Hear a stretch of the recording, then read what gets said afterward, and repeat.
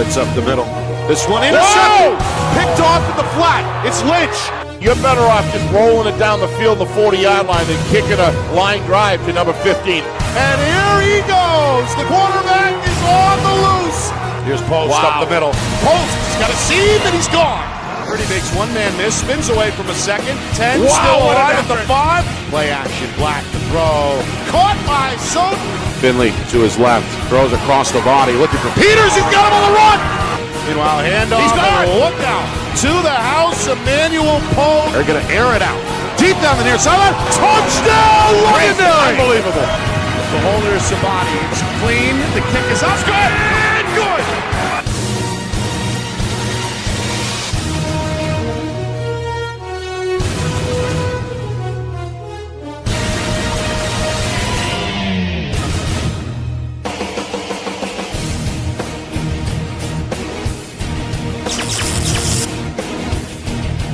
Well, hello everyone, and welcome here to Londonderry. Nick Anastas, Steve Beals with you, getting set for our Friday Night Lights New Hampshire game of the week between the Pinkerton Astros and the Londonderry Lancers. Two rivals, two Division I Central contenders, and two of the premier football programs statewide clashing here in week number 4. A big game, to say the least here. The MAC plaque on the line, kind of the jewel of the weekend. It's a week-long rivalry between these two schools in all sports. And the winner at the end of the week takes home the MAC plaque. More importantly, the winner of this game stays undefeated against in-state competition. Pinkerton is 3-0. They beat Andover opening night, followed that up with a blowout win over Goffstown, and we saw them outlast Wyndham in the rain here on this program last week. Londonderry, impressive when we were there against Salem to open the year. Then a bit of a setback against a very good Massachusetts squad, St. John's Prep. They fell. Rebounded last week with a strong second-half road win over Concord. So this one, as it is typically, Steve, every year, anybody's guess as we close in on kickoff at the top of the hour. I think this year, Nick, for Pinkerton, there's a new dimension. I think Coach O'Reilly knows that his strength is a running game, but knowing that he has the balance of a passing attack as well is going to bode very well for Pinkerton if they can execute. For Londonderry, it's going to be all about stopping that run, but most importantly, they're looking at it through the lens of their players, of how well they can stop the run and read and react to that to not get caught with a play-action pass behind them because they're stacking the box and they're screwing down tight outside and on the safety. So this game is still going to be primarily about stopping the run and then Londonderry being able to have Coach Lozon be able to open up his playbook with his dynamic quarterback and be able to balance that a little bit with a good running attack and a lot of outside pass patterns. The quarterback getting into the game, running the ball as well. But all eyes today, Nick, are on this, are certainly on for sure. Everybody's going to look and see what Matt Morrison and Mr. Isaac get done today because they are a dynamic pair. I don't think Londonderry or anybody else in the league would say otherwise. And it's just a big, tall task. I talked to the defensive coordinator from Londonderry before the game, and they are dialed in, ready to go on that. And it's really going to be about that. At the end of the game, if all that happens, both teams execute at a high level, what does it work out to? Turnovers and special teams. It's just as simple as that. What an opportunity to have 3 of the top 4 teams rated in the Power Poll in one weekend. What a joy it's been. Saw a great game last night. Looking forward to this one. We were on the Seacoast to see Exeter take care of previously unbeaten Winnicott to improve to 4-0 last night. A gorgeous afternoon here in southern New Hampshire. 70 degrees, a little bit of a breeze, a partly cloudy sky. And as expected, fans for both schools have turned out in droves. The Londonderry fans on the near side of the field in their home blue and white. That includes a large student section that is in the stands to our left. Pinkerton, they made the short drive across town lines and are mobbed on the far side of the field wearing red and white. All right, when we come back, all the pomp and circumstance will come your way live. We will have the entrance by both teams onto the field, The coin toss, a live rendition of the national anthem, and then kickoff comes your way at the top of the hour. More in a moment from Lancer Park. Pinkerton versus Londonderry on the way. You are watching our Friday Night Lights New Hampshire Game of the Week presented by Beals Insurance. Our broadcast today, as it always is brought to you by Beals Insurance Agency, with locations now in both Bedford and Londonderry. Whether you need home, auto, or business insurance, Beals Insurance will get you both the price and quality coverage that's right for you. Just call 603-471-9999 or visit BealsInsurance.com to request a free quote and start saving money today. Again, that's BealsInsurance.com. The New Hampshire Tomahawks promote the highest level of club lacrosse competition, not just in the state, but in the country. Looking to get recruited? Director Chris Cameron keeps an open dialogue with the nation's top college lacrosse coaches. Over 400 New Hampshire Tomahawks alumni have played at the college level, including the ACC, Big East, Big Ten, Ivy, NESCAC, NE10, and more. The New Hampshire Tomahawks coaching staff has over 100 coaches, including current high school, varsity, and college coaches. The Tomahawks offer training for players of all ages, clinics, camps, and leagues, along with spring, summer, and fall elite teams. So play with the best. The New Hampshire Tomahawks, showcase and development for college lacrosse. Visit NewHampshireTomahawks.com and girls.nhtomahawks.com.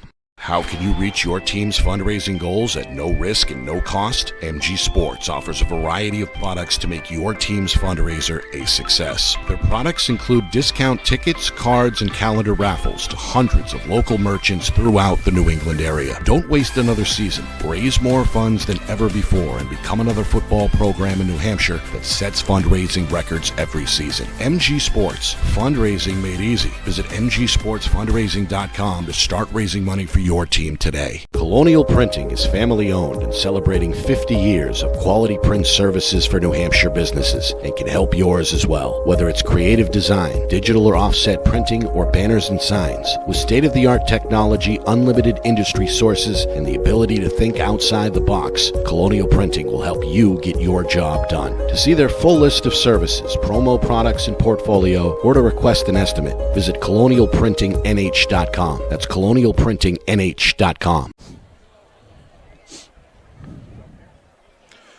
Welcome back here to Lancer Park in Londonderry. Nick Anastas, Steve Beals with you, getting set for the introduction of the players here in the Mac Plaque game between Pinkerton and Londonderry. Several thousand fans on hand here for what has become an annual event in southern New Hampshire. Of course, these two head coaches both kind of view this as a potential round one in what could be a post-season rematch on the way. That it has been the case, Steve, in 8 of the last 11 seasons, including obviously last year in the semifinals when Pinkerton Londonderry beat Pinkerton in Derry. Well, if you saw our Gridiron show on a Thursday night, both coaches were on, had some great interviews with those guys. You know, interviewing them and see the calmness and the awareness of how to lead a team into a weekend. You could just see it with both of these guys. Saw it with Coach Ball, saw it with Coach Francoeur. Great group of guys we had on the other night. And but in particular to these two, they have a game management system that they're going in. There's a plan here. It's well organized. It's well assistant coached on both of these teams as well. And it's a true complete effort from coaches, community, all the way down to the players and support staff. So one of the things, Nick, that is really going to be present here today is the crowd is going to be huge. They're still filing in. It's filling up here, capacity only, and in the first quarter, it just keeps on coming in because people are parking so far away. So that makes it a real exciting factor as well. Yeah, I'd say at least 3,000 already on hand. Absolutely. With perhaps several more on the way. And as usual, energy is high amongst the bystanders. The Lancer student section, they call themselves the Swamp. And they are here in their, as I mentioned, blue and white garb. A couple of hockey helmets mixed into that standing crowd as well. And the Derry faithful, they have turned out in droves. So everybody here, both marching bands, both cheerleading squads, and both fan bases ready for another good one. I don't know if I've ever seen a year, Nick, in at least the last 5 or 6 years, going through the whole COVID-19 situation and all the wrath that brought. I've never seen the support of student sections, the sizes that we're seeing, from the student section. They are huge. I mean, we were able to see last night, obviously Winnicott, huge student section, took up half the bleachers on the home side. Mm-hmm. Same situation with Exeter, stacked up on the end of the hill. Look at the sides across at Pinkerton's student section as well, coming across town for this big game. It's just great to see, because that's what at the end of the day this is all about, is these young adults here, cheer on the team. It's almost like a mini college-style feel. Yeah. Again, week number 4, statewide, as we take a look at some of the scores from last night. Bedford, the 2-time defending Division I champion, they got another road win under their belt with a 35-7 victory over Goffstown to remain undefeated. Speaking of undefeated, Nashua South, strong second half for the Purple Panthers. They beat their crosstown rival Nashua North last night. That's to a big improve win. To 4-0. As we mentioned, we were on the beach last night as Exeter took care of business, put up 38 points, and held Winnicott off the scoreboard in the second half on their way to a 38-12 victory to improve to 4-0. A previously unbeaten squad caught their first L last night. That was a 14-12 defeat for Alvern. The Broncos have been the darling of Division I 3 weeks through, but fell last night to Wyndham as the Jaguars improve. Big win for Jack Byrne and his staff there. They really fought hard with a backup quarterback. Here we go. Don't want to miss this one. The Londonderry Lancers. Oh, we got a horse in the field. Led by Jimmy Lozon. And you're right, there's a young woman on a horse carrying the Lancer flag. Fabulous. Always a good introduction here.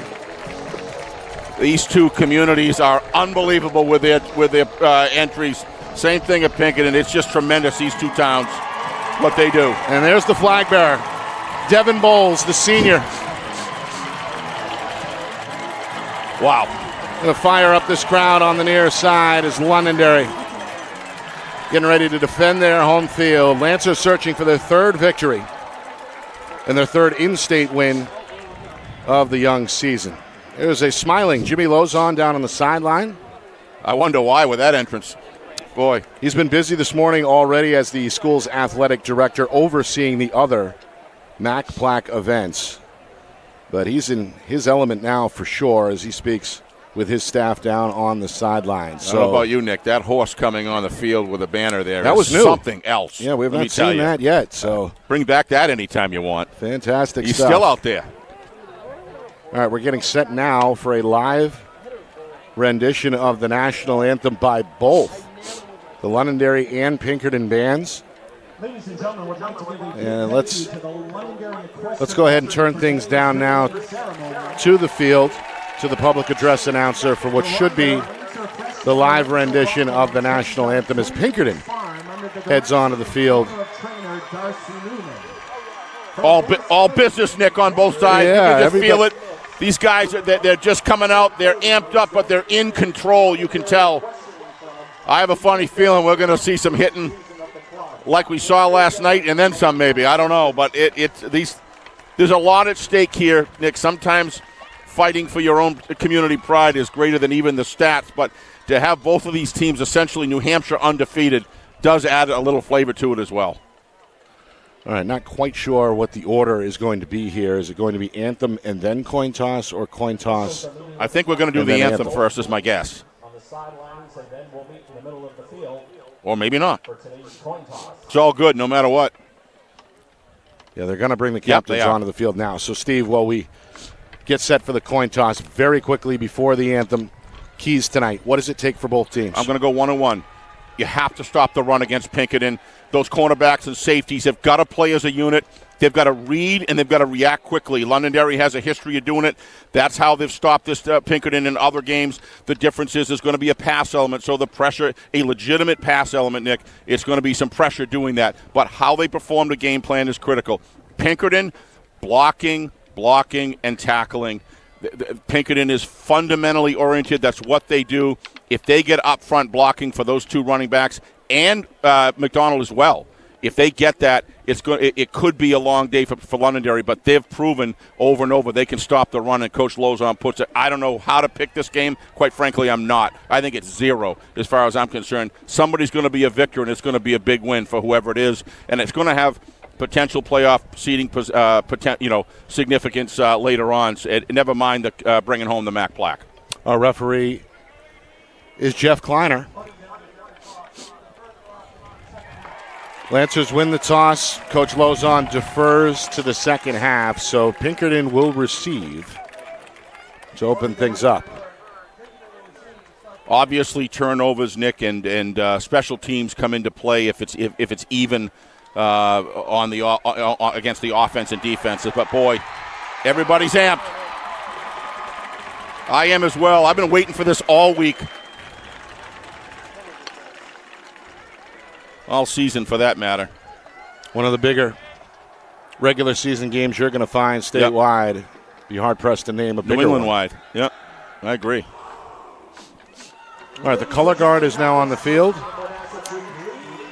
And we're going to turn things over. One of the best bands in the country. To both bands, the Pinkerton and Lancer marching bands, for a live rendition of the national anthem. They are something else, both of them. Under the direction of Mr. Serge Bolio.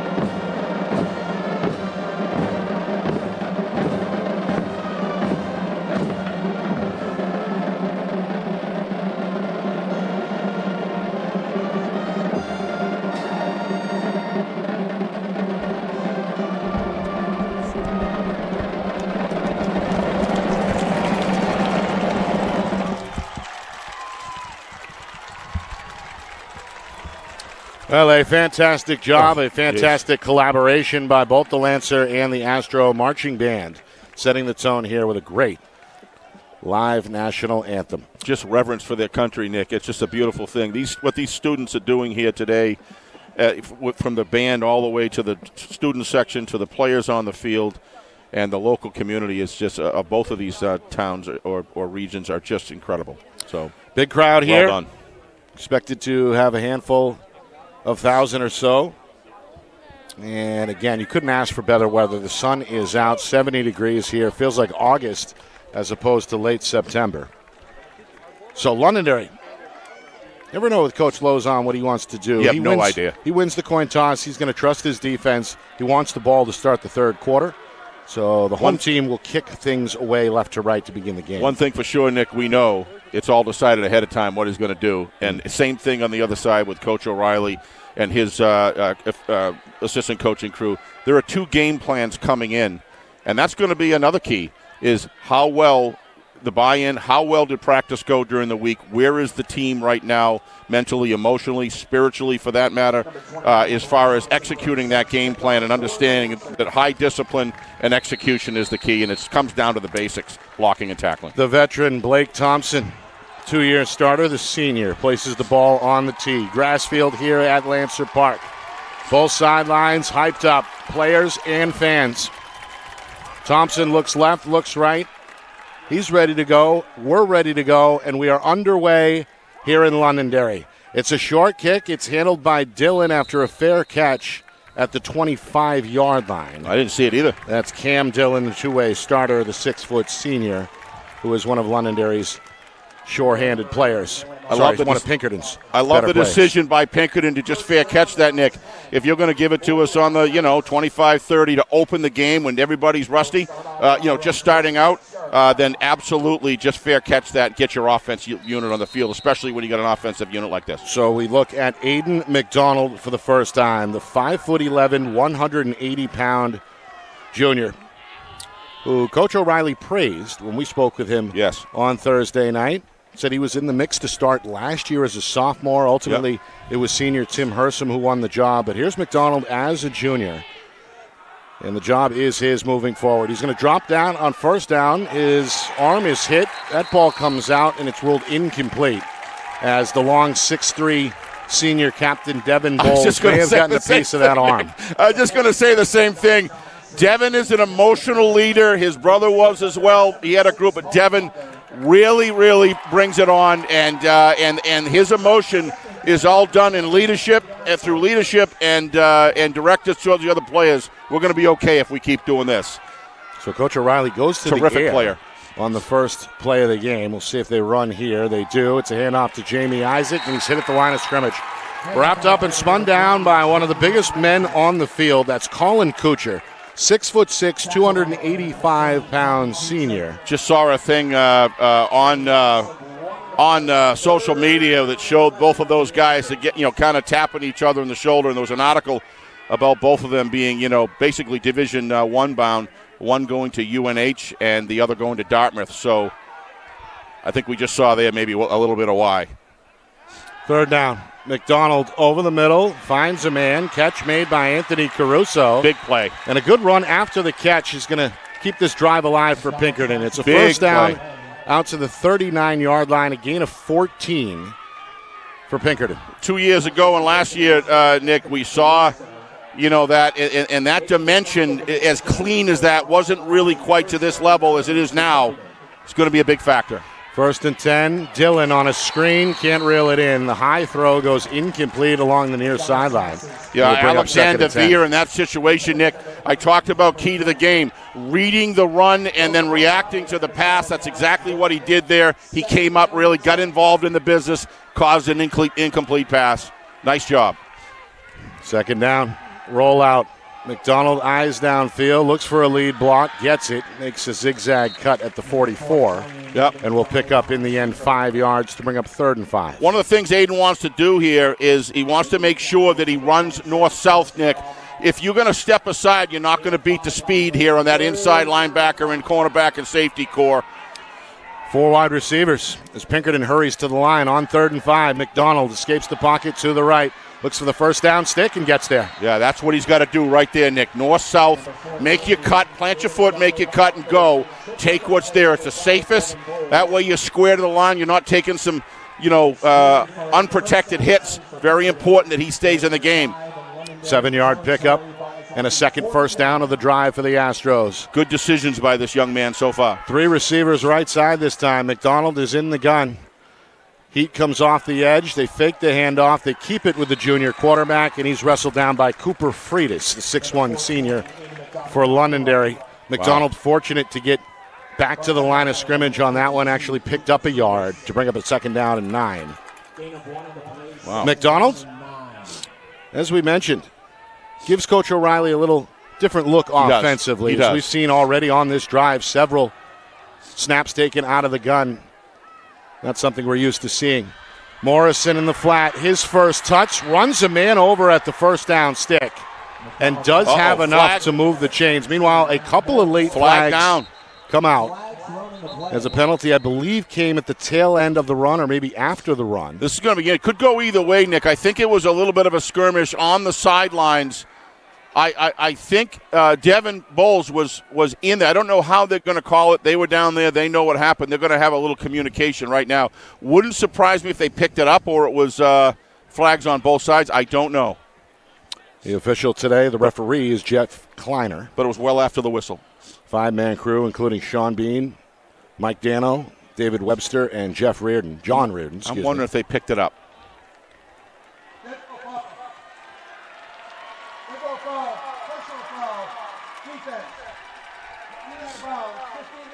Yeah. So a late hit against Londonderry. At 15 to the end of the play. Ball is on the Lancer 25. So what was an 11-yard pickup through the air turns into a much bigger gain. He got him Donald open. airing it out. Isaac is wide open, and Pinkerton is on the board first. Touchdown. A 25-yard hookup. It's McDonald to the track star Isaac, who had plenty of room to spare there. The pass on the money, and Pinkerton, just like that, puts together a 75-yard drive that ends in 6. And that was coming back to the keys in the game, Nick. You have to read your play, know your man you're going to cover, know what he's doing, and they're so oriented towards the run in that particular situation. You got a guy with a speed like Isaac. Coach O'Reilly talked about his intense speed the other night. You saw it right there in that pattern.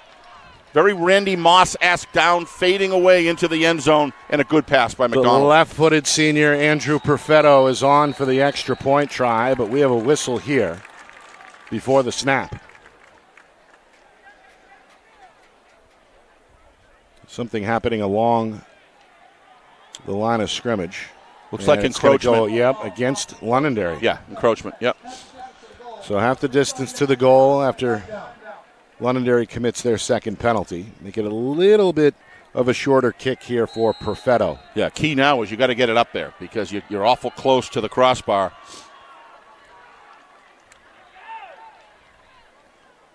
The holder is Spencer Colburn, the sophomore, and again, this one is blown dead.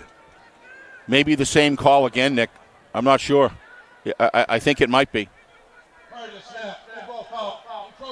Yep. Yep.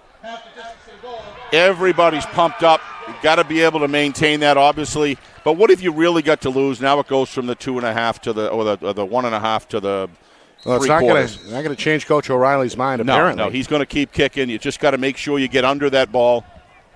Trying to make it a 7-0 game. May have got a little break there. Kick does get off the ground this time, but it's no good. It's wide right. Yeah, those points are important, Nick. In a game like this, you want to be able to execute those. That's okay. If you're Pinkerton, you score on the game's opening drive. Absolutely. You get a 25-yard touchdown pass from junior quarterback Aiden McDonald to senior receiver Jamie Isaac. Now, let's not forget about the defense at the Pinkerton. The pressure's going to be on them, but boy, we saw a situation there against Wyndham, Nick, where in a very tough game, a very tough situation there, thought they played pretty well, and very well for that matter. And we'll see what they can do here. But, with Jimmy Lozon running the offense, there's going to be a very solid plan there, and he's going to mix it up. He's got the people all over, assets all over the field to use, Nick. We'll see how they defend it. Yeah, I agree. It's great to get up 6 points, but you do want to finish it if you can. Yep. So now Perfetto has got it teed up at the 40-yard line. Lancers with a diamond return look at the back end. That's something we've seen over the last few years. Perfetto is just going to kick this out of bounds. Goes airborne into the visitor bench. That's awful good field position there. Look to me, tough. He's pulling his kicks. He pulled it on the extra point. He pulled it there. I understand some of these shorter kicks are designed to avoid the speedier return man at the back end of the formation, but at some point you got to look at what you're giving up by potentially kicking it out of bounds like in this case. Well, I think it's past experience with playing each other that special teams have come into play and they've made big plays as a result, and I think that comes into the mindset where they say if we're gonna be victorious, we want to do that and make sure that they don't beat us on special teams. So but to your point, Nick, it can get to the point where you're providing such good field position. I've always liked, instead of a little pooch, I've always liked kicking it towards outside the hashes on a line drive, trying to get a roll, get your defensive crew down there. But so here's Sam Ogden, senior quarterback in an I formation. Ball's on the ground.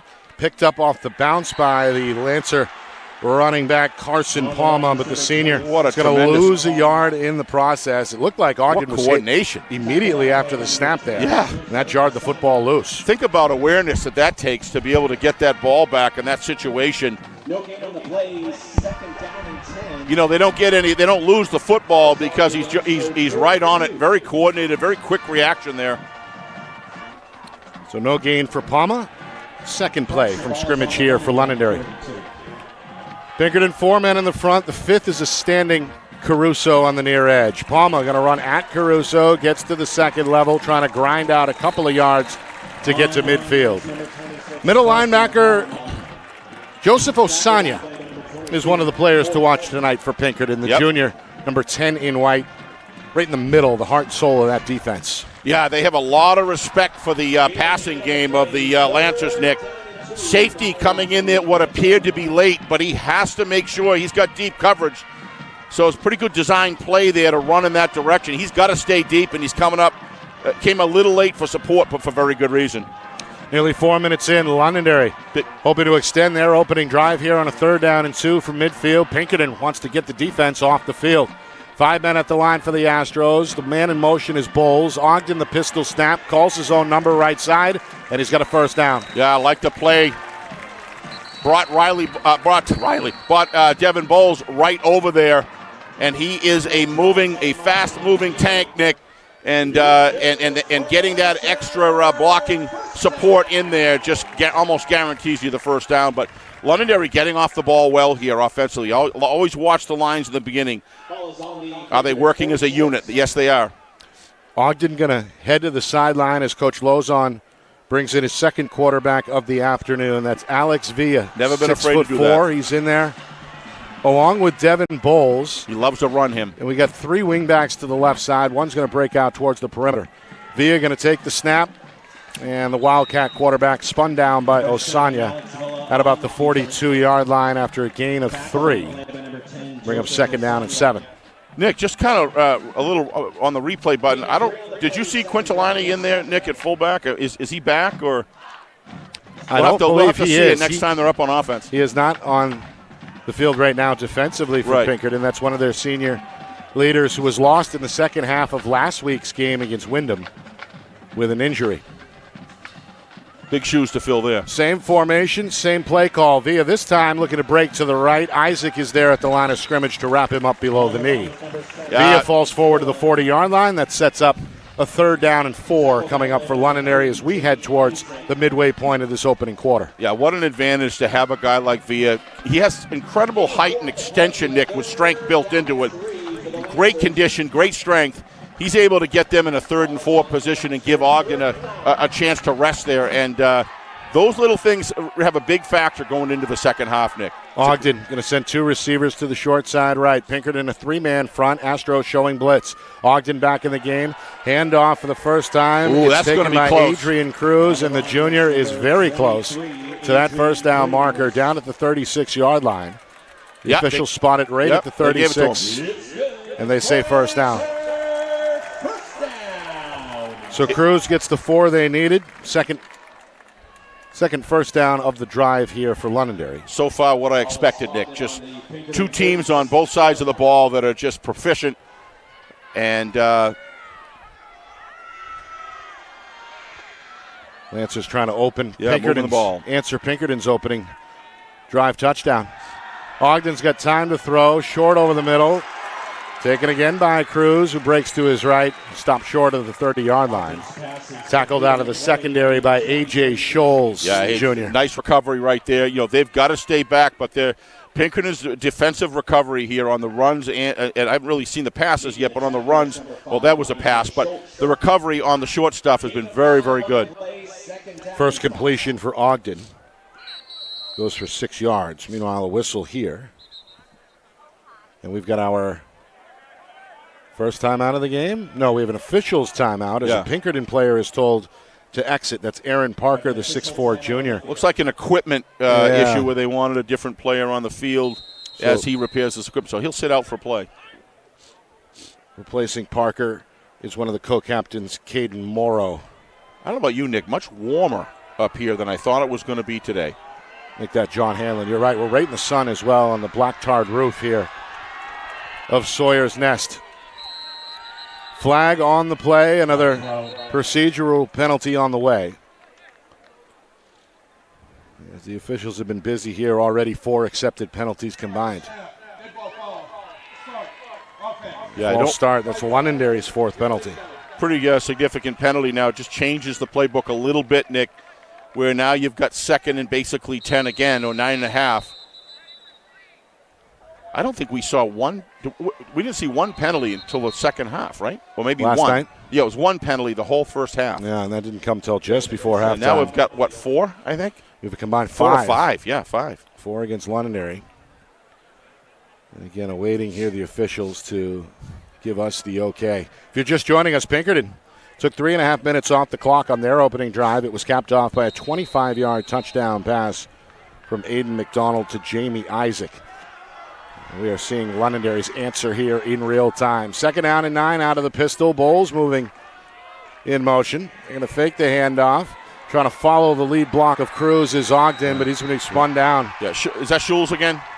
It is. Scholes out of there, out of the backfield, out of the secondary, I should say, along with Osanya combining for the stop. Well, we talked about reaction time, Nick, covering and reading, but reading in a way that you can react quickly, and he's getting that done. He's playing a heck of a game right now on defense, Nick, and he's stopping those runs from breaking through.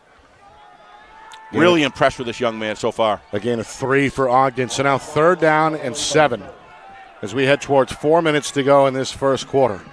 Londonderry 2 for 2 so far on 3rd down. The Pinkerton fans, they're chanting defense. Astros crowd the line of scrimmage. 3 receivers set for Londonderry. Ogden is in trouble, and down he goes. Big play there. Sacked by Anthony Caruso, the 6'5" senior co-captain. Gets home, and now a long 4th down on the way for Londonderry. It looked like Nicky came in untouched. It looks like it might have been a little bit of a blocked assignment there. He's in there awful quick, made a nice outside move, and then planted that foot, got into the quarterback quick, wrapped him up. Nice play. You're going to hear from Caruso more in this game. You always do. Big games. He's been a good Pinkerton Astro for a couple years now. So the sack results in a 4-yard loss. It brings up a 4th down and 11. And Coach Lozon will elect to punt the football. The dangerous Matt Morrison back deep, standing at his own 7-yard line. To his right goes Villa. This one is blocked. Ball loose near midfield. Villa is going to jump back on it, but Pinkerton will take it. Special teams. It's going to factor in here as the Astros will take over in Lancer territory at the 45-yard line. Don't understand that move to the right, Nick, at all. You're all you're going to do. All you got to do is throw it down the field, one end or the other in the punt. If it goes out of bounds, that's all the better. No run back. It's all. Why do you move to the right like that and run into a collapsing couple of linemen against you? I do not understand that. I believe it was James Caruso, the other Caruso, so to speak, who got in there. Checking the old family name in tonight, I'll tell you. With the block. So James, the junior, makes a play on the heels of his older brother, Anthony, defensively. So 1st and 10 following the block punt. Morrison, with his first carry of the game, plants the foot. He's going to get 5 yards as he lowers the shoulder at the 41-yard line. Field appears to be a little soft, Nick. I don't know if you've noticed. It just the game is not turf fast right now. Not to say these players aren't fast as lightning. They are. They're great athletes. But it is slowing the running game down just a little bit. I do think that it kind of gives the defense a benefit. But the thing about Morrison is he can run you over. Even if you're there, he can run you over. And I think Coach O'Reilly knows that. And he's going to, 6-0 lead, keep ball security, and keep pushing the ball forward. Meanwhile, another equipment issue for Pinkerton forces a brief pause. Now we're ready to resume. Again, a 4-receiver set, 2 to each side. McDonald against the 3-man rush. Going to flush it out to the flat. Morrison loses his balance after the catch and is going to be ruled down at the line of scrimmage. So 3rd down and 5 on the way. He did only have to beat one man, but that man was Alex Villa. But I would have liked to have seen him stand up and see who won that battle. But because Villa is a good defensive, very coordinated. That was a fun play to watch other than the fall. 3 receivers, strong side right. 4-man rush for Londonderry. McDonald rolls out, fires a strike, but that one is incomplete. Dropped by Isaac, who found himself open again. Right on the hands there, Nick. I'll tell you. I mean, we can talk about the drop, but what you really want to talk about right now is Aiden McDonald is on cue. His passes are crisp. He's rolling out beautifully. He's choosing the right timing. But the receiver's got to come through for him. So officially a 4th down and 6, just inside of 2 minutes to go in this opening quarter. Coach O'Reilly going to go for it as the Pinkerton offense stays on the field. They stay in this 4-receiver set.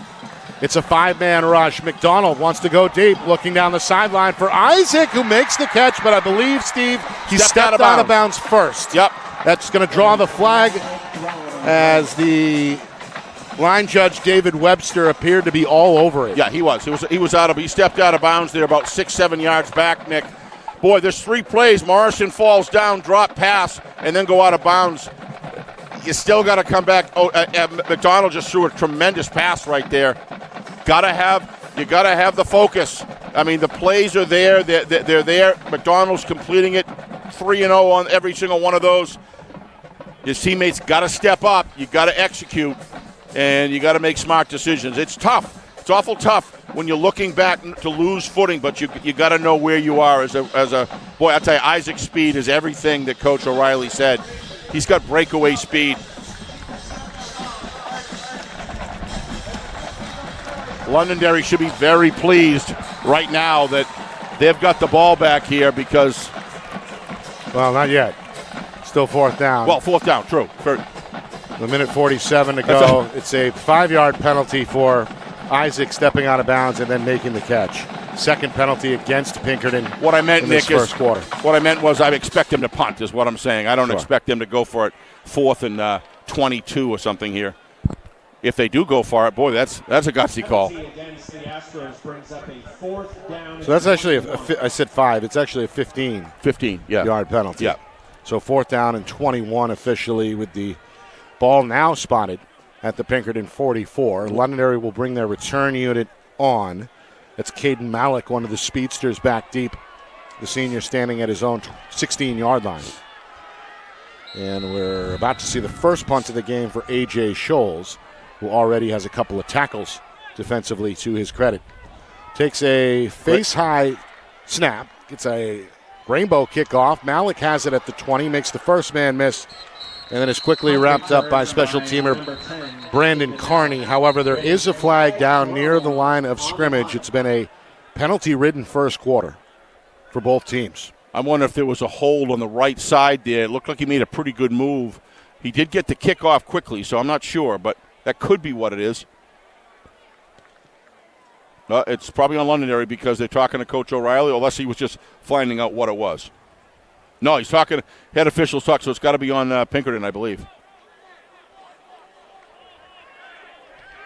And the officials telling the Lancers to bring their return unit back onto the field. 5 in the backfield on the kicking team. 5-yard penalty. Replay 4th down. So 2 straight penalties against Pinkerton. They had not enough men on the line of scrimmage there. So 4th down and 26. Due to Pinkerton not executing on the 2 receptions, Nick, 1 out of bounds, 1 dropped, and then the fall down. Those are drive derailers. Drive derailers, and it's changing that. Now all these penalties, it's changing that. It's really giving Londonderry an opportunity to grab the momentum. To grab the momentum here. We'll see if they can do it. Scholes this time standing at his own 26. Hoping to get off another good punt here, and he does. This one a little wobbly. Going to drift left and take a roll along the sideline before it's allowed to go out of bounds inside the 20. That's how I train my punters to kick every single time, Nick. At about low, the 18. hard liners, rolling, getting that forward roll, and no run back. To me, it's pretty effective. That's a nice kick. So the Lancers put together a promising drive on their initial possession, but ran out of steam and then had their punt blocked. Pinkerton unable to take advantage of the short field. And now the Lancers, for the second time, will bring their offense onto the field here with $1:27 to go in this first quarter. 6-0 Astros. A touchdown through the air, the difference so far. Sam Ogden looked like he just changed the play. Senior quarterback now going to go right under center. Smart young man. Handoff is to Cruz, and the junior trying to find a little bit of a crease. Leans his way across the 20 up to the 22. Stopped by Pinkerton's Aaron Parker, who apparently is okay. He left the game for a brief moment earlier, but is back in there to make the tackle as we approach 1 minute to go in this first quarter. Just a thought at this point of the game, Nick, with 1 minute to go in the first quarter. If there's one thing that's standing out to me is Aiden McDonald. He is a full, as Coach O'Reilly said on our Gridiron show Thursday night, he is the full package, and he can do it all. He can hand off, he can roll out, he can run, he can pass, short, long, outside, crossbody, weak side, strong side. Here's Cruz hit at the line of scrimmage on second down. On the run was number 23, As Pinkerton Adrian Cruz. loads up the line. Linebacker Dino Savas right there on the edge. So wrap him up. No gain. Third down and 6 here as we hit 30 seconds to go. Pinkerton so far, Nick, doing a pretty good job on the run. I mean, even when they get yardage, it's 4-5. Doing a real good job here. Also, I think Coach Lozon's keeping it a little bit close to the vest right now. I think his mind, he wants to assess this game. It's only 6-0. And, I think he's trying to assess what's going on before, sometimes he'll do that. He'll slow the game down a little bit, and then he'll come right at you. Could be the final play of this first quarter. 5 seconds to go. Ogden glances at the clock and decides not to snap the football. So 3rd and 6 will come on the other side of the break. Pinkerton strikes first here in the Mac Plaque game. They lead the Lancers 6-0 after 1. Second quarter next. You are watching our Friday Night Lights New Hampshire Game of the Week, presented by Beals Insurance.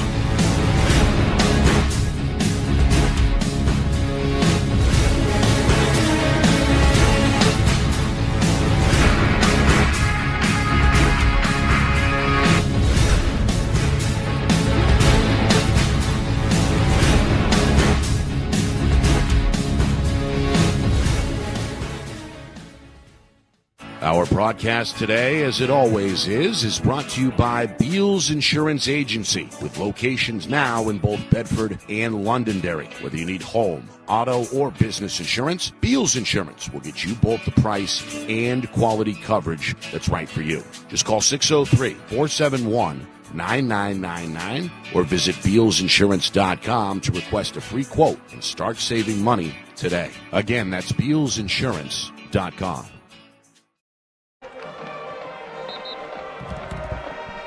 Start of the second quarter here at Lancer Park. Pinkerton leading Londonderry 6-0. Nick Anastas, Steve Beals with you in our Friday Night Lights New Hampshire Game of the Week, presented by Beals Insurance. The Astros 3-0 on the season. Took the opening possession 75 yards down the field, capped off by a 25-yard touchdown pass from Aiden McDonald to Jamie Isaac. Lancers put together a few first downs in their opening drive, but no points, and now drive number 2 facing an early end here on 3rd down and 6 as the Lancers look to move the chains. Pinkerton going to bring a blitz that forces Ogden out of the pocket. He throws, he's got a man, and the catch is made by Mason Paquette. That's just great quarterback movement. He's reading down the field, Nick, the whole time that he's getting chased down, and he goes the outside of the pocket on the strong side at just the right time, and then he hits, and the receiver, who was that receiver, Nick? Mason Paquette, yeah, Mason. 6'4" senior. Heck of a catch there, Mason. It's a 12-yard completion and a first down out to the 34-yard line, so Londonderry will extend the drive. Big catch, Nick. That's a big time. They needed that oxygen to keep the drive going. But I hand a lot there to Ogden. That's just great work at quarterback, knowing what you have to do and how far you got to go. 1st and 10. Pinkerton will blitz. 5-man rush. Ogden's pass is batted down. Wow. Number 72. It looked like John Hanlon, the 6'3" senior, may have gotten 2 hands on that one. He's a house. Either way, incomplete. He is a house. They've got him listed, Steve, at 6'3", 250. Can you imagine him and Binder in a wrestling match? I'd pay tickets to go see that, let me tell you. 2 great guys. And, yeah, he got 2 hands on it. So but, boy, he dominated. Look at the domination coming through the line there.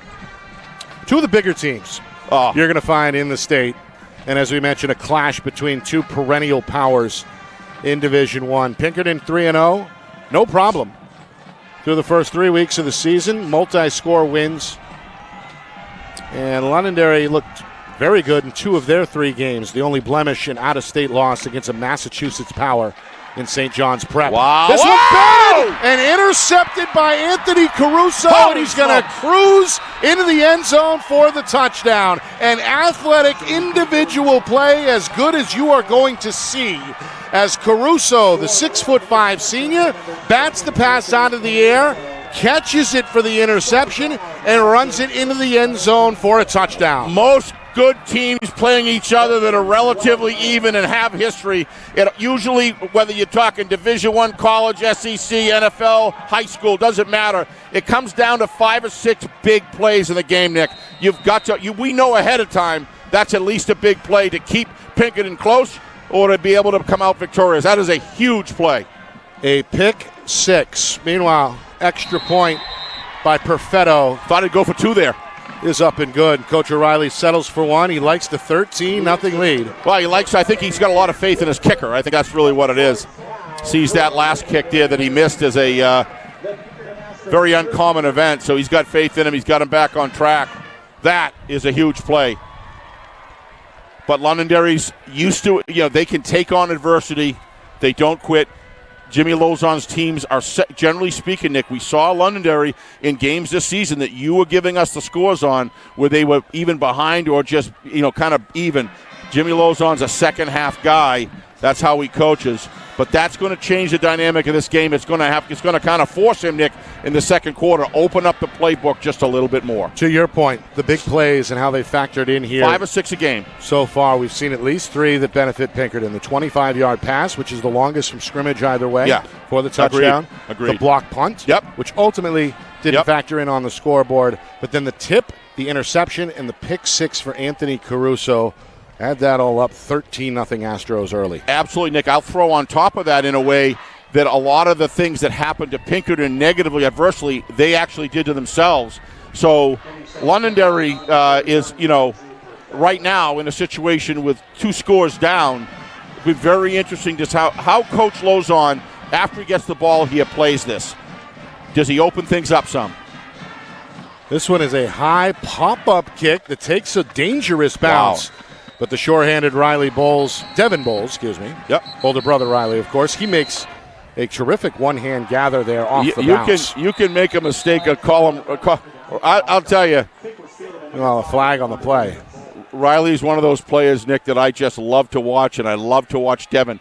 And the reason why, how often do you see brothers that are so different, in their physique and how they approach the game, but boy, did they both get it done here for Londonderry. Of course, Riley now has continued his football career at the NCAA level at Endicott. No surprise there.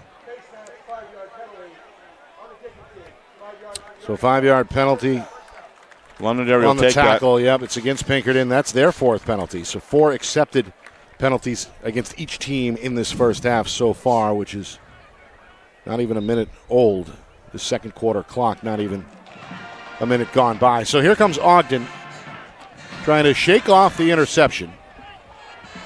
The officials, though, not quite done their conversation. The ball yet to be placed. They're going to tack on the 5 here and move the football out to the 40-yard line. They'll take it, Nick, right now. They'll take it. Every time you get out towards the 50 and beyond, at that point, your playbook opens up a little bit. You feel confident,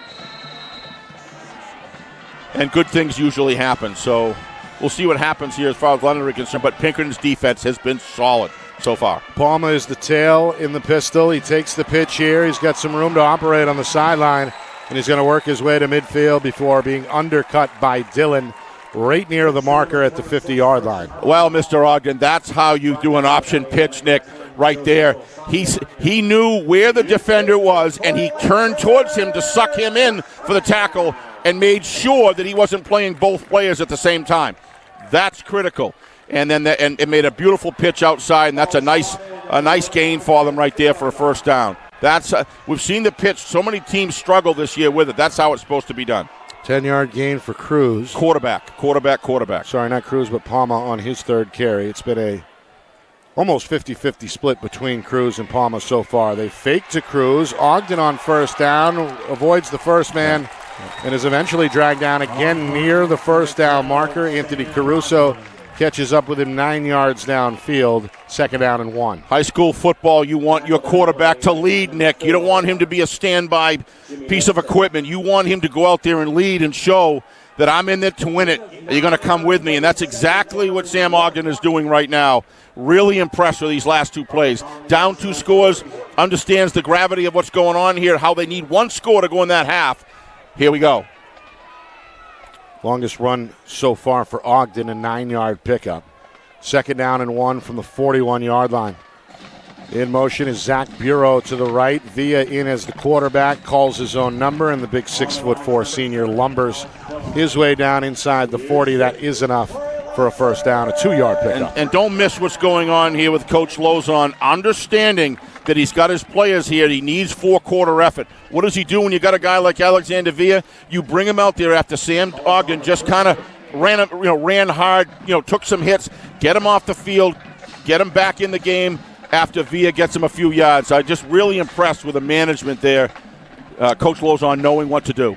They're going to run out of the Wildcat with Villa again. Why Tackled not? by James Caruso after a left side run, produces 4 more yards. And it looks like a 3rd and 6. Yeah, my guess is Coach Lozon, as long as 2nd and 6. Yep, as long as Coach Lozon sees that Villa's gaining 3, 4, 5, 6 yards a carry, Nick, he'll keep him in there, give Ogden a good rest, because you're going to want they're all well conditioned, but everybody tires. This is good game management. Villa now under center after 2 straight carries, calls his own number. And a quarterback sneak on 2nd and 6. Don't really understand that. Not going to produce much. Seemed like Savas and the rest of that Pinkerton defense ready for it. Well, I think they probably saw that there was a gap there. The previous two runs, Nick, there was a gap left open. It wasn't there that time. Coach O'Reilly's defensive guys filled it, and it was a good thing they did because they were able to get it. Now 3rd and 6 is a lot different than 3rd and 3, 3rd and 2. Just over 3 minutes gone by, third quarter. Londonderry looking for a response, trailing here 13-0. Fresh Ogden back in the game. First down marker at the 29. Ogden with Cruz right behind him in the pistol. Blitz coming up the middle. Shifty move by Ogden. Gets a block downfield. First down and more. Still alive inside the 20. Going to make his way all the way down to the 15 after a 19-yard pickup. Leadership from the QB position, Nick, at critical times. And what happens is the rest of the team starts looking at it and starts taking their responsibilities. Not that they weren't seriously along, but there's a new level that they'll play. When you start getting emotion in with understanding what you got to do and doing it with emotion, that's going to lift the whole team up. That's the biggest play from scrimmage of this first half for Londonderry, a 19-yard gain. He's a leader. First and 10 on the 15. First trip into the red zone in this first half for the Lancers. Ogden to the air. Jump ball pulled in. It's unbelievable. Touchdown, Londonderry. Unbelievable pass. We got ourselves a game here with 2 outstanding football teams. Ethan Wheeler, a 15-yard touchdown catch. The senior able to time the jump correctly, pass on the money. And the Lancers are on the board at 13-6. In between all these bubbles, you're going to see a replay here. You want to see a quarterback that's on fire, but yet in control and in the leadership spot. He's driving the plane right now, and you look at the precision of this pass and a great, perfect leap. Look at that leap, just right. You could not throw it better. You could not receive it better. Big, great teams do great things at the most important times. Now they're back in it. If they get this extra point, they're within 1 score. The sigh of relief in the Londonderry crowd out there. Extra point good from Thompson. 13-7, 1 score difference. Yet again. 2 great football teams, Nick. A 60-yard drive in a little over 3 minutes. 15 yards. The distance on the touchdown pass from Ogden to Wheeler. And the Lancers made it look easy on that one. Yeah, take a look at this drive, how it started, Nick. They got a kick. They were back around the 29-yard line, and it came with a penalty. Then there was another penalty. Moved it upfield, and they were in good position. But you look at the game management. I'm sorry, I'm just going to say it by both of these coaches. I'm just amazed. Coach O'Reilly's been doing it for decades. Coach Lozon's been doing it for on a second decade as well. But the way these 2 coaches manage games by the situation, and they manage the risk level that they take according to where the game is at, how much time is left, what quarter it's in. The resting of Ogden so he could get the cobwebs out after 2 extensive runs there, 3 runs actually, and then to come back at the game when he needs it most, throws a perfect pass. It's just a coaching staff that's very much in tune, like both of these coaching staffs are with their players. I just love these 2 teams, and there's a reason why they're tied at 2, and we're going to find out who'll be the winner at this point during the season. in about an hour and a half. But, boy, a lot of packed fun ready to go. So now Pinkerton, for the first time in this first half, asked to respond following a touchdown. 4 minutes into this second quarter. Thompson is ready. The band is behind him, rattling the drums. Morrison steps up to the 20 to field the kick, and they're going on there. They're going to blow this one dead. Apparently a fair catch was called for and made by Morrison. Yeah, I thought it looked like a little symbol. We're going to see it on replay. It wasn't Morrison who called for it. It was somebody else. It was another receiver in the area as we get a look at the replay. Yeah. And if so, you're not allowed to advance after a fair catch is made. The question is, if it's a different player with the ball, what happens there? I would assume, a little mix-up there. That's what that kick, again, that kick, Nick, was outside the hash marks. Just a perfect kick. Very difficult to field when you got 5, 6, 7 defenders on that side rushing down to tackle you. Well executed by special teams play by Londonderry. Well, Jimmy Knudsen was in the area. Not sure if he called for a fair catch and then Morrison actually made the catch. I think you're right, Nick. I think they're talking about that right now. Officials have been busy here in this first half. I think I don't think there's any question the fair catch was called by the other player that didn't, not Morrison. Now they got to hash out how they assess the penalty and, how they handle it. I think that's what they're doing right now.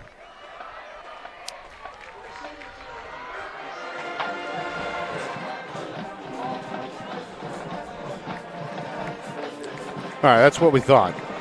I couldn't hear it, Nick. What did they say? That the original player, Knudsen, called for the fair catch. Yeah. And then Morrison made it. So I think in the end they pick up the flag. Right. And the original spot is the 21-yard line. Yeah. That is where Pinkerton takes over. So McDonald with a 4-receiver set. They're all to the left side. On first down, he fakes the throw. He runs up the middle, and he makes his way across the 25 to about the 27, a gain of 7 on the ground there for the Astros. This guy, McDonald, is just really impressing me as well. 2 quarterbacks taking command and lead. Very cerebral, both of these quarterbacks. But McDonald just is reading the field, do I need to run it or not? And he's not wasting a bunch of time and in fear. He's in full control. Pitch to Morrison.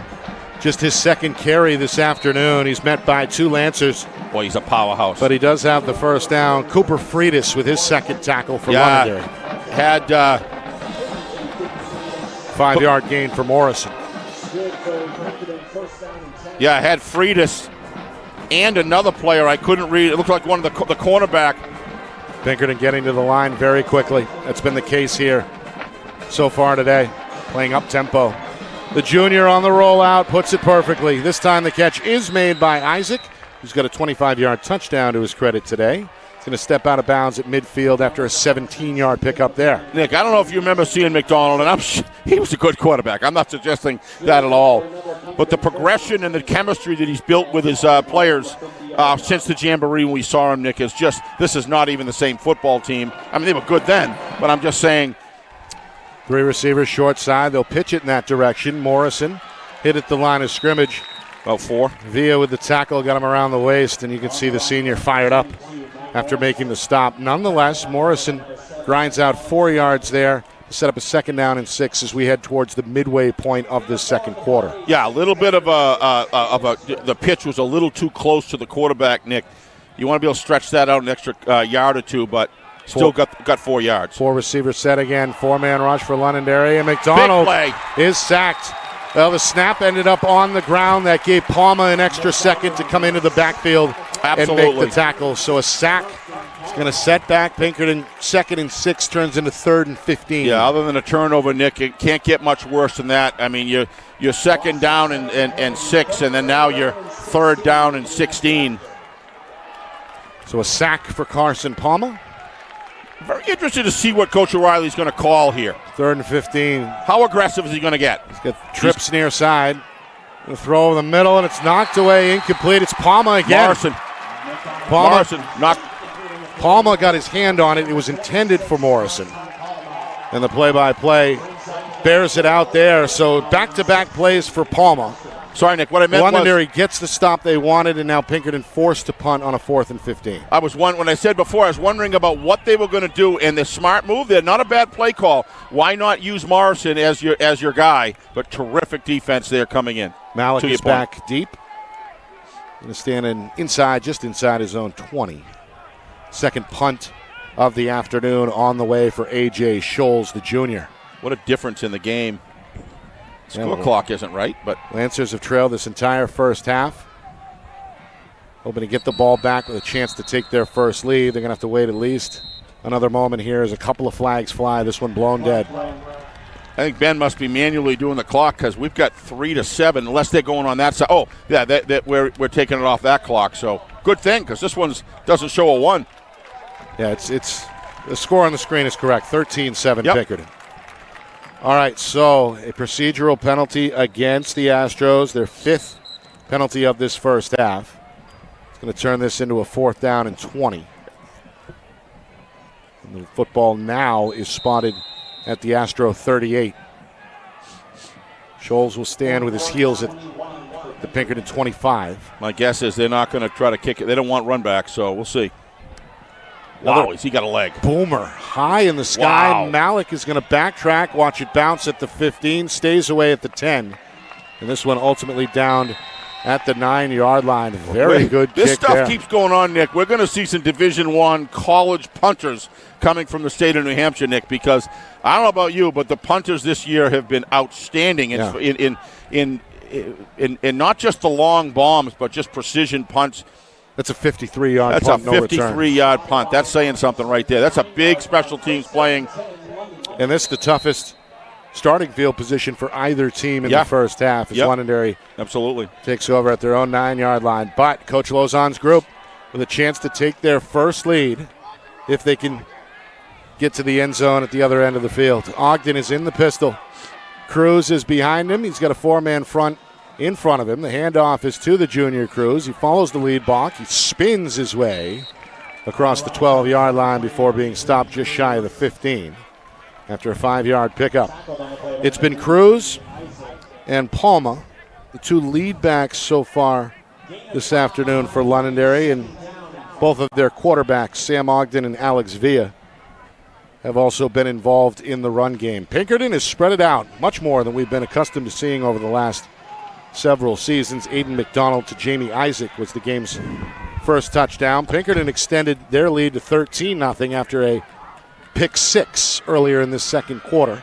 Lancers scored on their last drive and are hoping to find points on this possession as well. They run it with Ogden right up the middle, and that is a first down. Out to the 20-yard line, a 7-yard gain.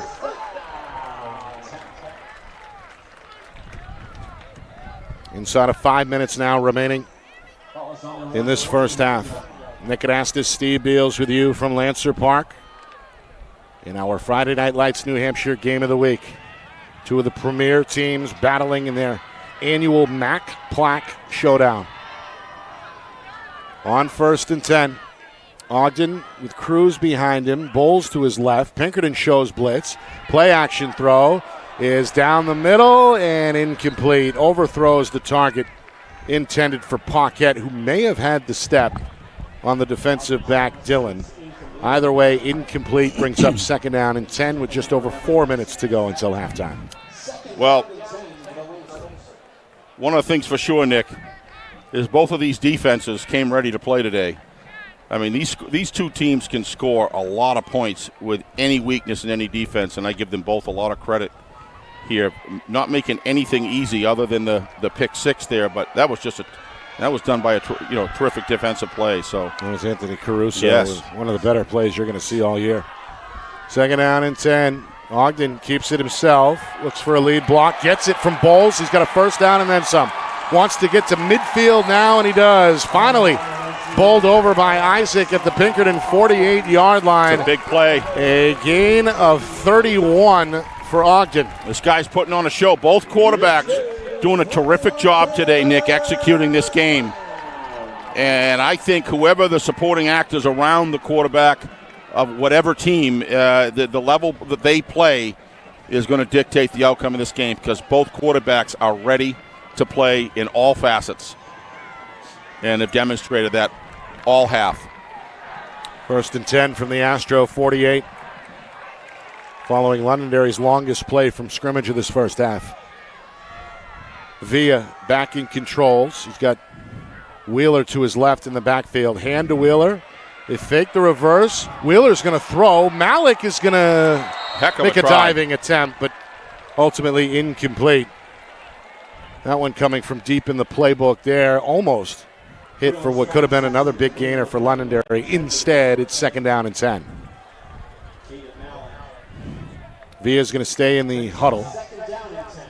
Our friend Roger Brown down there on the sidelines, he's getting a good game to see from front row tickets, I'll tell you. Of course, Roger, the founder of the New Hampshire Football Report, a friend of ours. And he's right down there at the end of the Lancer bench.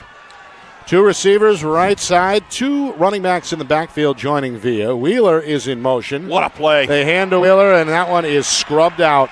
No chance. Aaron Parker, the junior, knew the play ahead of time, waiting in the backfield. Ultimately, it's a 3-yard loss, and now a 3rd down and 13 coming up. Yeah, when you've got guys like that, and then you got Caruso on the other end, tall, strong, athletic, football attitude, football acumen. 2 ideal bookends. Absolutely. For Coach O'Reilly. And let's not forget the big nose either. That's Rocco Fiancino. Not for a second. 6'1" senior.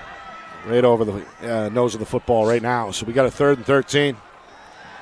Ogden, he's got time against the 4-man rush. He throws down the middle. This one is tipped and incomplete, intended for Bowles, as both looked like Scholes and Jimmy Knutson were in the area defensively for Pinkerton.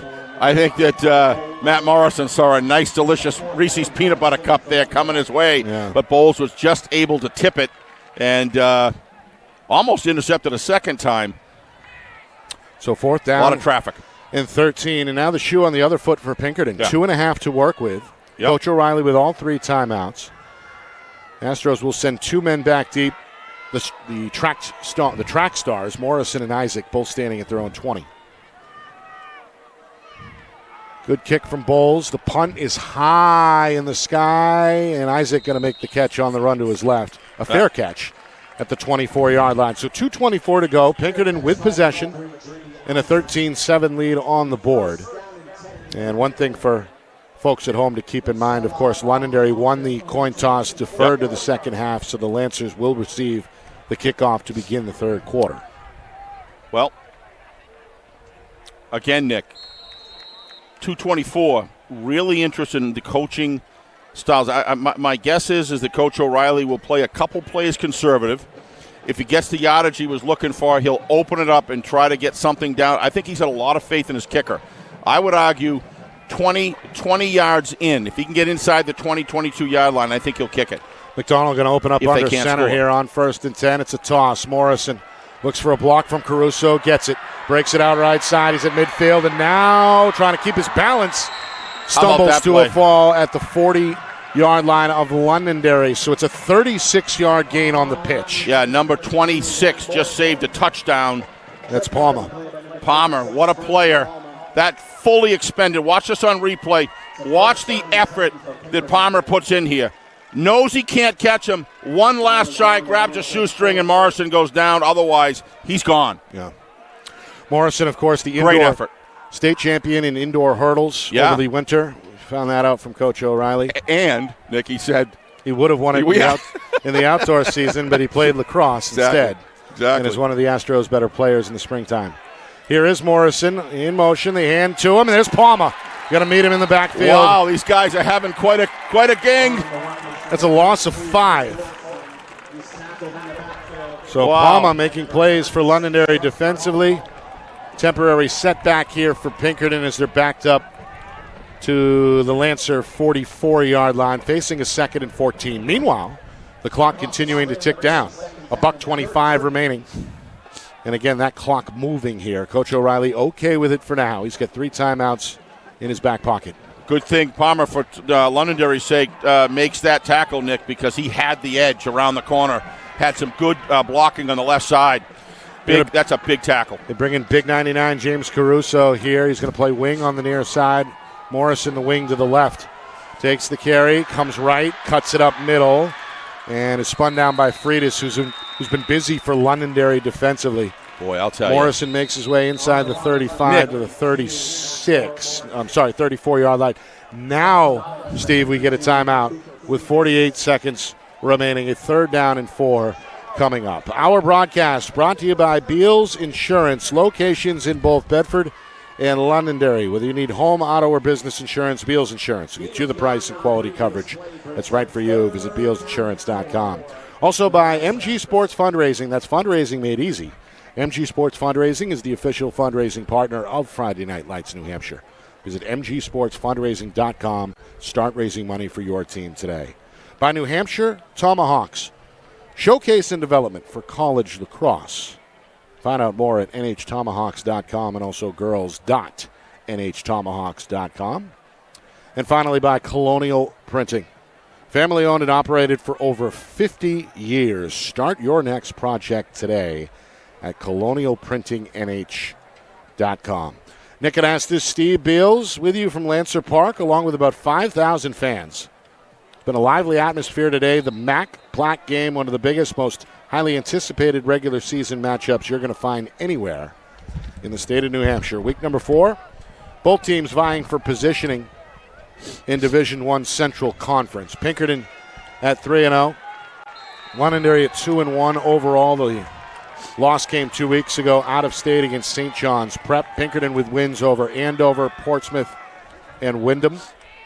Lancers with victories opening night over Salem and last week on the road at Concord. Astros built up a 13-0 lead in this first half. Londonderry answered a few minutes ago, and here we are 13-7 with the visitors threatening to add points. Out of the timeout, McDonald.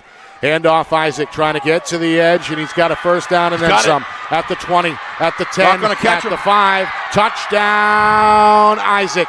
It's his second score today. No flags. Caught one through the air in the first quarter, and here he returns the corner. 34-yard touchdown run in the second to make it now 19-7 Pinkerton. Well, some of Coach O'Reilly's comments are proving to me everything he said and even more, that this young man is fast as lightning, and you give him a couple strides to get going, and he's going to beat you around the corner. That's exactly what he did. And then he had some deep tacklers coming in from the backside, and they dove at him, but they couldn't even catch him. He's so fast.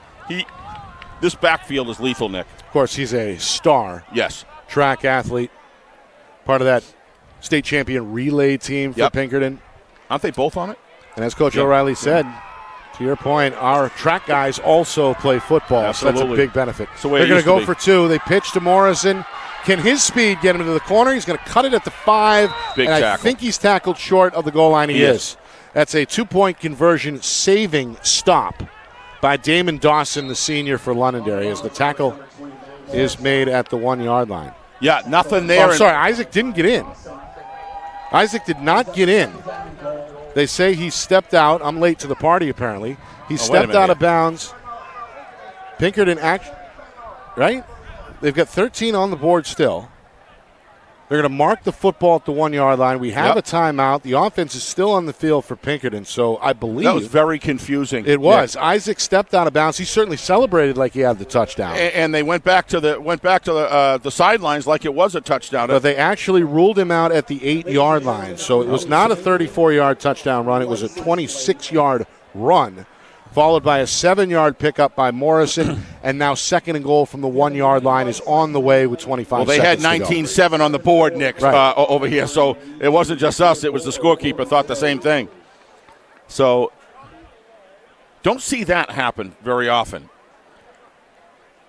Well, as far as a 2-point conversion, Nick, if they got 3 opportunities to get in the end zone from basically the 1-foot line. Yeah. So in some respects, if they're able to get in the end zone, and that's the key, if they can, they still have another crack at a 2-point conversion if they want to get it to 21. But with that defense out there playing with the heart that they're playing with, I wouldn't count that just yet. Coach O'Reilly just used his second timeout, so Pinkerton's got 1 remaining. And again, that football is as close to the goal line as you can get. Coach Lozon talking to the defense here, trying to keep the spirits up, but Pinkerton knocking on the door, looking to extend the lead before halftime. And arguably one of the best, if not the best band in the state here, getting ready to come in for halftime pretty soon.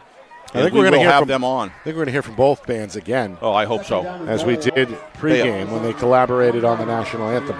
They both take it to a new level. McDonald under center. Calls his own number. The junior, I think, is in. Yes, he is. Yep. Touchdown. Big score right there. Now they still have the extra point or 2 point on the table, Nick. So. Score on the play by number 14, Aiden McDonald. So McDonald definitely in the end zone for Pinkerton this time. It comes with just 20 seconds remaining. The lead is now, for sure, 19-7.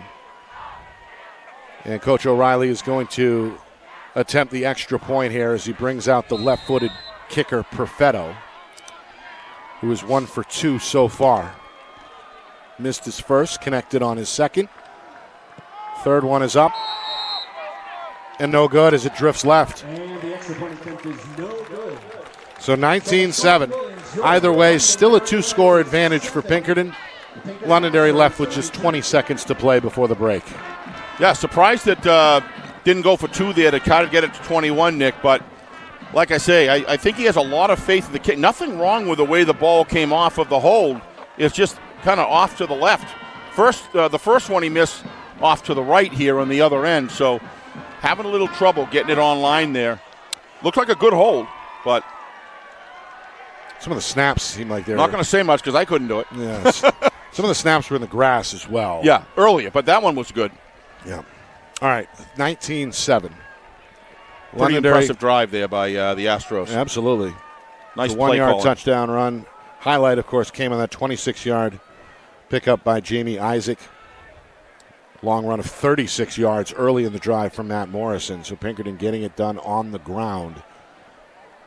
As a whole, good play calling for the teams that they each of them respectively have on the field overall here. But all right, last time Perfetto seemed like he deliberately kicked it out of bounds following the previous Pinkerton score. We'll see what he does here. Ball on the tee at the 40-yard line. 20 seconds remain until halftime. Slow jog. This one will be caught inbounds. Londonderry looks to deal the cards. They get it to the right man. It's Malik near side. A little bit of room across the 40. Breaks a tackle at the 45 before stepping out of bounds at the 47. A good return there by the senior Caden Malik. Boy, he enjoys hitting, I'll tell you that. He dropped his shoulder and laid it on.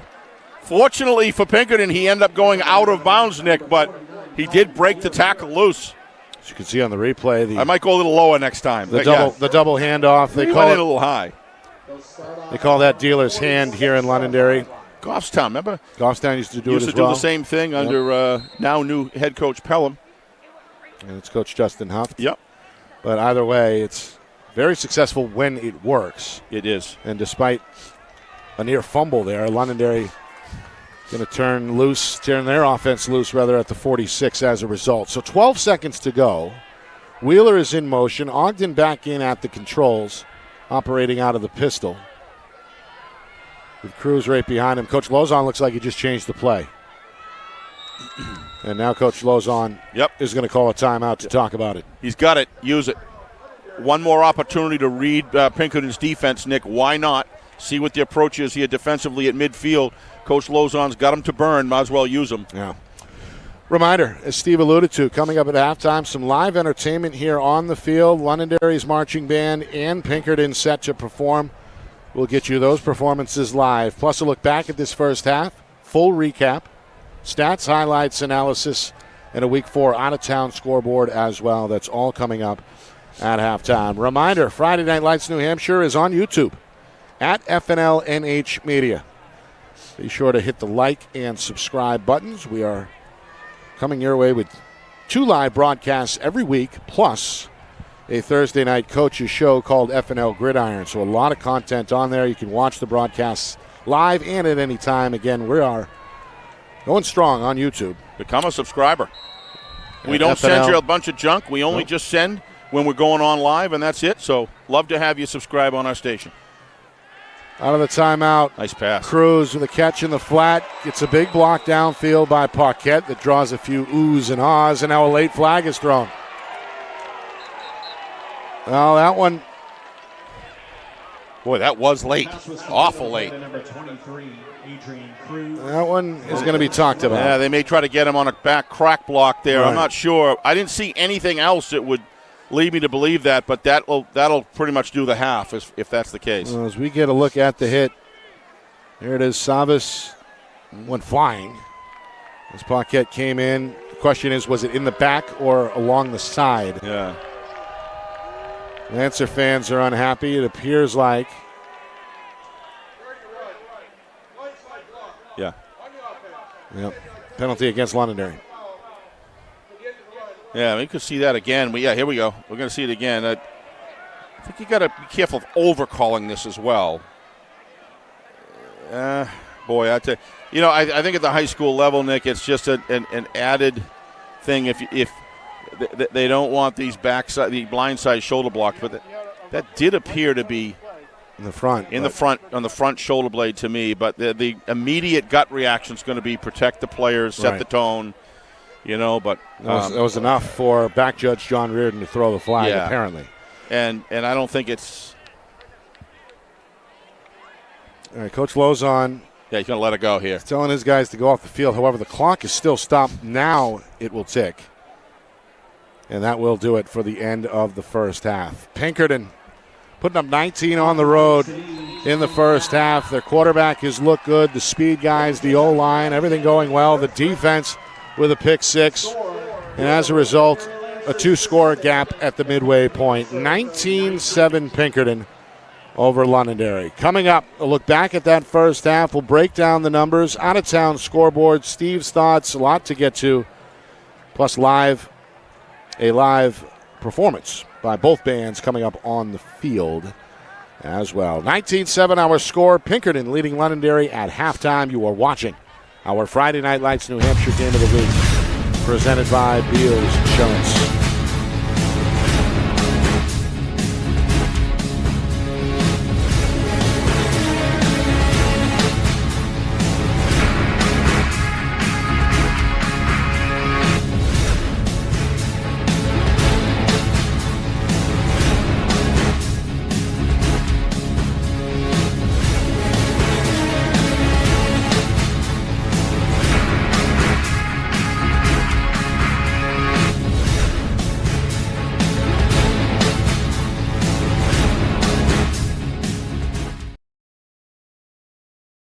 Our broadcast today, as it always is brought to you by Beals Insurance Agency, with locations now in both Bedford and Londonderry. Whether you need home, auto, or business insurance, Beals Insurance will get you both the price and quality coverage that's right for you. Just call 603-471-9999 or visit BealsInsurance.com to request a free quote and start saving money today. Again, that's BealsInsurance.com.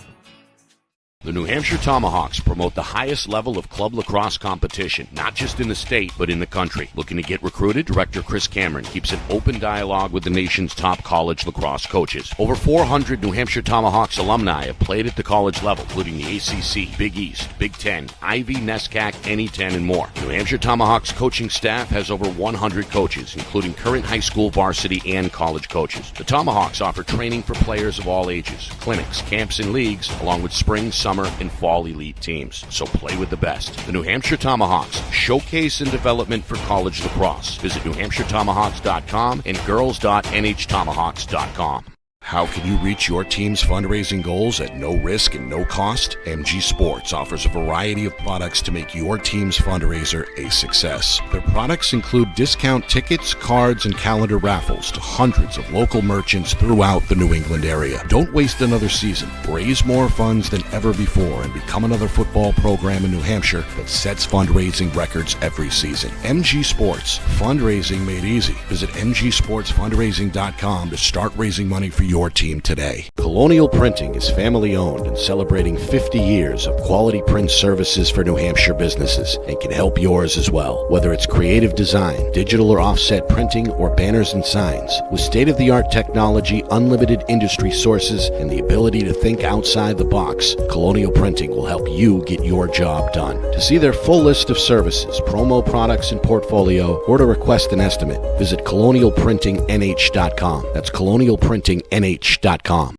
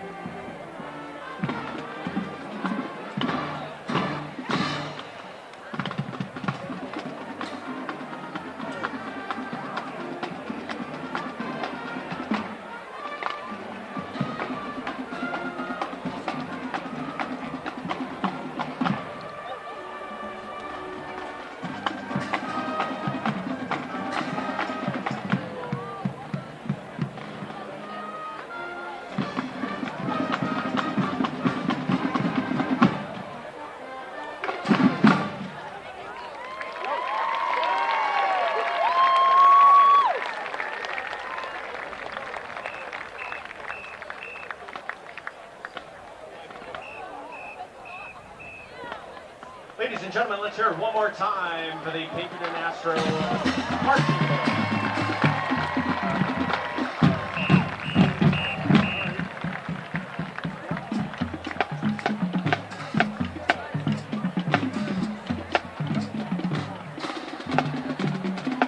And now taking the field is the Londonderry High School Lancer Marching Band and Kickoff. This year's show is the music of Billy Joel. The first part of the show features Piano Man and Booting Out. Part 2 includes Angry Young Man. And the third part of the show features We Didn't Start the Fire, scenes from an Italian restaurant, and Only the Good Die Young. The band is led on to the field by senior drum major Nathan Folio and junior drum majors Gretchen Murray and Faith Nolan. Color guard captains for the 24-25 season are Vanessa McDonald and Nikechi Wambu. The show drill was written by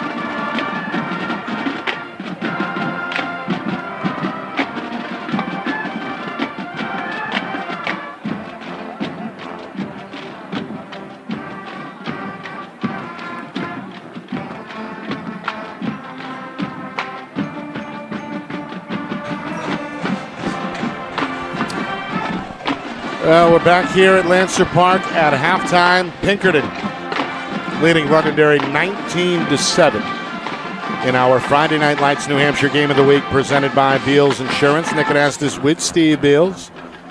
The Mac Black game, week number 4. Pinkerton and Londonderry tied in the number 2 spot in the New Hampshire Union Leader Power Poll this week. Pinkerton looks like they were ready to play. Astros hoping to avenge a semifinal loss against Londonderry last year. And they scored 3.5 minutes into the game with a 25-yard touchdown pass. Aiden McDonald to Jamie Isaac, who was wide open. Extra point try failed, 6-0 Pinkerton at that point. Astros special teams factored in. They had a block punt.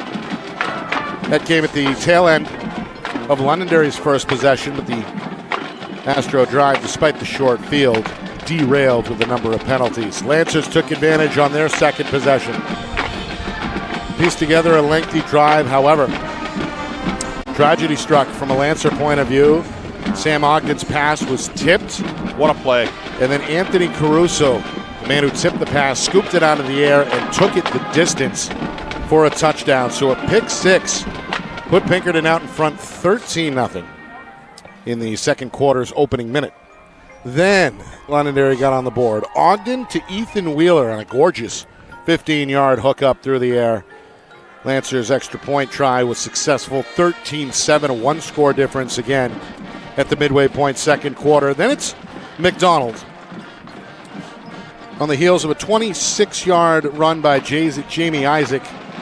Left him out of bounds short of the goal line. McDonald did the rest, a 1-yard touchdown run. Extra point was no good. So 19-7 is where we are at halftime, Steve. Londonderry, of course, won the coin toss. They deferred to the second half, so the Lancers should have the ball first here to begin the third quarter. Yeah, this game could very easily be 26-25-7, Nick, given the fact that, even with this 19-7 lead, Pinkerton made some errors or mistakes, if you will, on drop balls, stepping out of bounds. Would have been a touchdown, and this game could be very different. So you take that into consideration. That really speaks to how good this Pinkerton Astro team is against a defense, first-rate defense of the Lancers. I will say this, that if you're going to be behind, you want a multi-dimensional offense, and both of these teams have that. I'm really wondering what Coach Lozon has in store coming out for a game plan, because he's shown that when he's tight or within range with a half to go, home field advantage, et cetera, he's shown that he can manage a game well and come from behind. So I wouldn't go away just yet. But having said that, Nick, Pinkerton is showing me that they have a ceiling that's even higher than they've played if the execution level continues to rise. And they've really impressed me so far with the assets they have. Isaac clearly showing rocket speed. And then you got a back like Morrison with great speed and the power of that man when he runs. Last point, offensive line of Pinkerton was the thing I knew that Londonderry's offensive line was what it was. Pinkerton has shown massive progression throughout this year. This offensive line is something else as well. Some unofficial numbers from that first half. Pinkerton junior quarterback Aiden McDonald,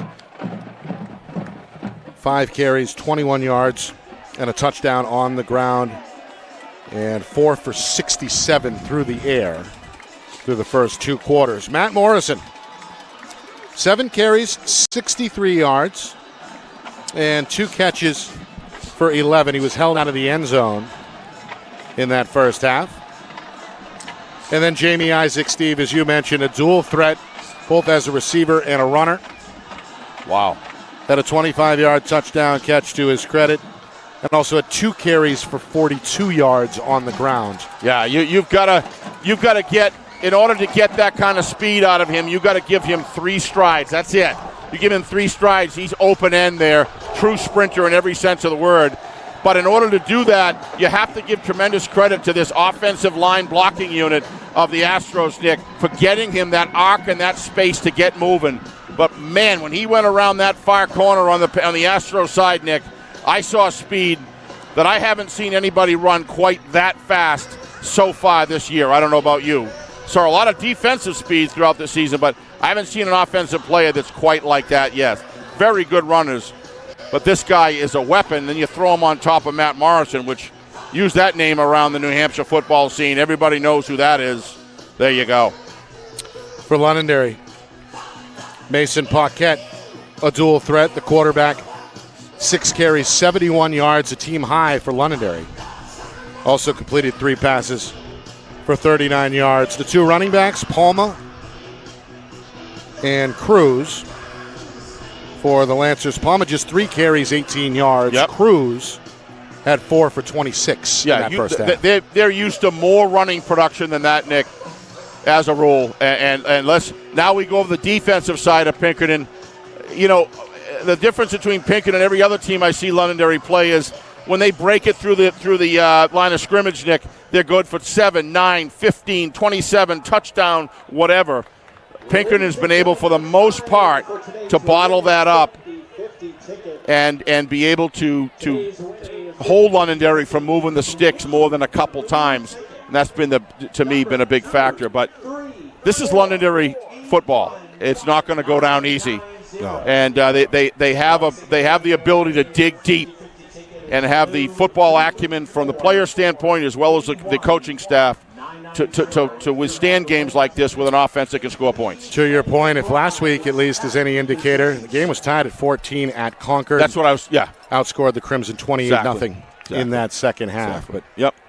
Perhaps Pinkerton a little different than Concord. It is, but they're also home. I think Yep. they were away last week. Yep. And so let's not count No, not at all. And I guarantee you one guy across the field there's not counting Londonderry out either. He's Absolutely well aware not. of that, and he knows how to manage a game That's like coaching. the best of them. He's a legend. Pinkerton coach Brian O'Reilly, 45 years on the job as head man.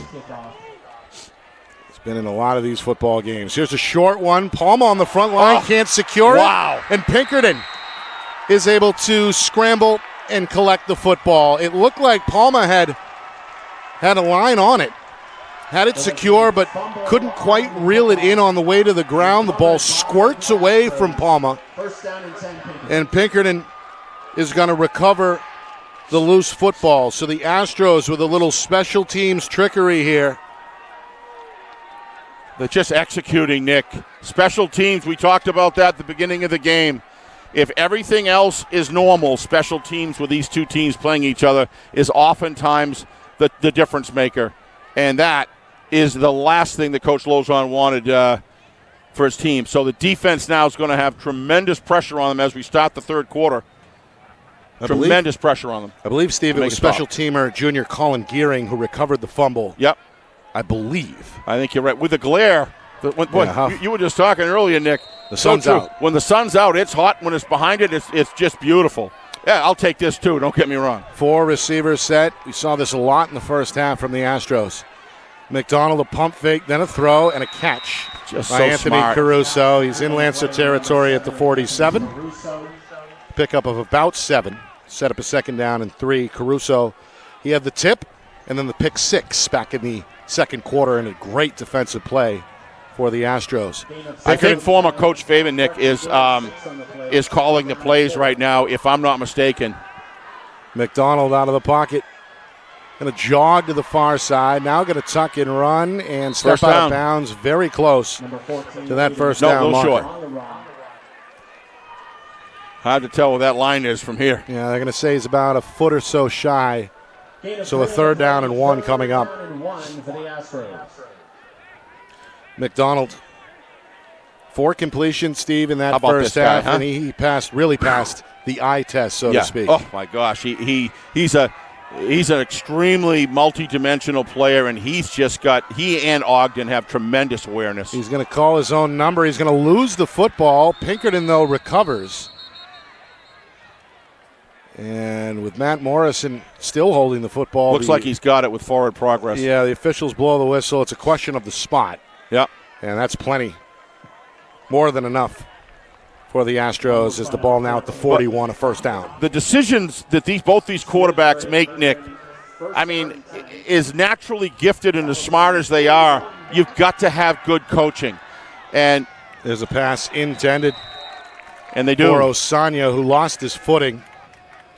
The junior couldn't quite recover there on that rainbow throw from McDonald, 2nd and 10. I've always been a believer, Nick, that offensive coordination probably is not the best idea to be happening as far as during game time, at least, by a head coach. You've got to think multidimensionally. Both of these teams have great coaches and assisting staff.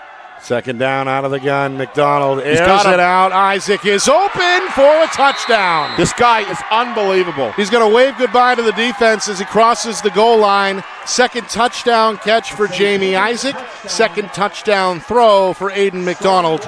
And Pinkerton flexing their muscles here at Lancer Park, 25-7. Look at here, folks. As a defensive back, you got the best in the business with Londonderry, and they are just not able to pick up this guy's separation capabilities. And he just gets out there, and then once he gets mid-stride, you can't catch him. You've literally got to put a couple of people on this guy if you're going to control this game. The problem is that's putting 2 defensive assets on him, and now what do you do with Morrison and McDonald after that? I mean, this is an offensive show that they're putting on right now, all starting with the decision-making and the execution of Aiden McDonald. I'm going to go for 2 here. High formation. Morrison is the tail. Aiden under center. McDonald takes the snap, hands to Morrison, right side run. He's tackled, I believe, short. Yes. Yeah. Evan is playing his heart out there. Evan Bowles and number 26, That's Palmer. Yep. Those guys are playing their hearts out in this game.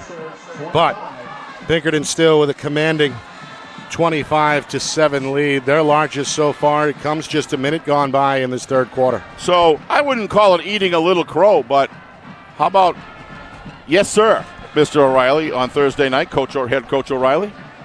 He told us that he's got a passing attack. Mm-hmm. And I didn't have any question that he did.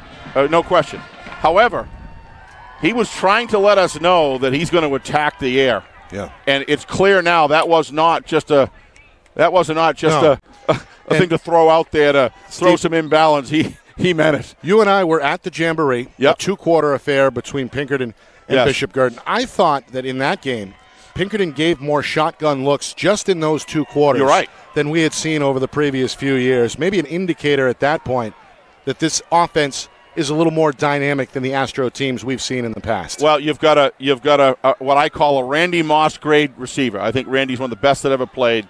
I really mean that because as far as getting separation behind defensive backs, and you've got Aiden McDonald, and there's some coordination of play sequencing and stuff coming down, intelligence coming. I mean, everything's working on the coaching staff as well offensively here, from the play calling to the intelligence that goes into it. Another pooch kit. Bowles, no problem on the catch, crosses the 40, and the senior lowers the shoulder at the 44 before being dropped by the Astros' Marcus Navarro. Senior with a special teams tackle. Lancers with work to do, trailing by 3 scores for the first time with just over a minute gone in this 3rd quarter. Coach Lozon is going to send the senior Sam Ogden back onto the field here to work the offense. We saw 2 quarterbacks really operate the controls at the quarterback spot this afternoon, Ogden and Villa. Ogden's toss is to Cruz on 1st down. He heads towards the sideline. Nice run. He's across midfield to the Astro 48. It's a gain of 8 to set up a 2nd down. Again, Cruz unofficially 4 carries, 26 yards in that first half, adds 8 more to his total. That's a nice run. That's what they need, Nick. I don't want to say quickly, but they have to score decisively here within reasonable period of time to close this gap, because with that touchdown right there, it's upward bound. And you've got to be able to defend this Pinkerton offense for the rest of the game, and they're going to have a chance here. Out of the pistol, handoff. This is Palma. A good-sized hole left side's going to be enough for a 1st down. Not Palma, but Cruz, who's down to the 40-yard line after a gain of 8. So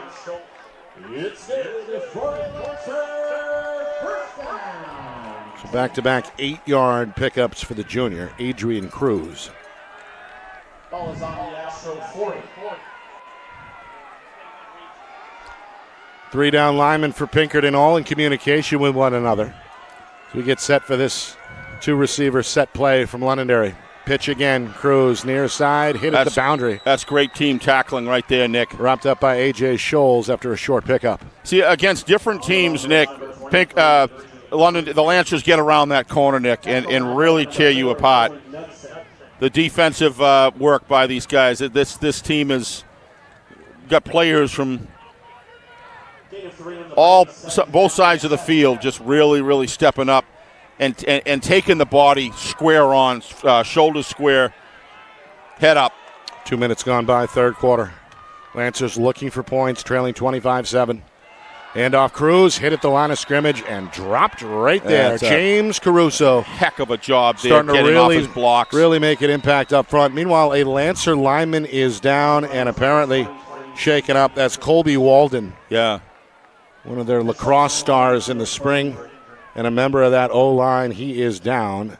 And that's got Coach Lozon, along with athletic trainer Megan Powers, out on the field. Wow, he got off that block defensively, Nick. He's going to get up, so that's good to see. Great news for the Lancers there. But, you just saw in the replay there, Caruso just throwing the offensive blocker aside and getting in on that tackle, Nick. The motivation level now. And the Lancers have got to do something to temper that somehow, and there's no better way to do it than begin to close the gap on the score and soon here, because it just changed. They can have an impact, but right now Pinkerton just rolling. They need points here. This is a big down for the Lancers right here. 3rd and 7. Big point in the game. Ball at the Pinkerton 37. Ogden in the pistol. 2 receivers right, takes a snap. He's going to run right, and he's not going to get the pitch off. Osanya right there at the edge to wrap him up. Meanwhile, 2 more Lancers are banged up in the process. Wow. Evan Bowles. Devin Bowles, excuse me, and I was looking at the other number. Maybe Cody Gray, the center, who is down. I believe that's Gray, number 60 in blue, the 6'1", 225-pound senior. So Lancers apparently lost Walden on the previous play, now in danger of losing 2 more players here. With 2.5 gone by in this third quarter.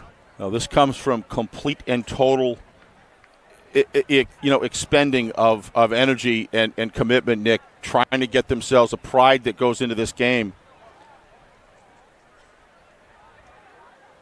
I sure hope he and Devin are okay, because Bowles grabbing that right leg. Yeah.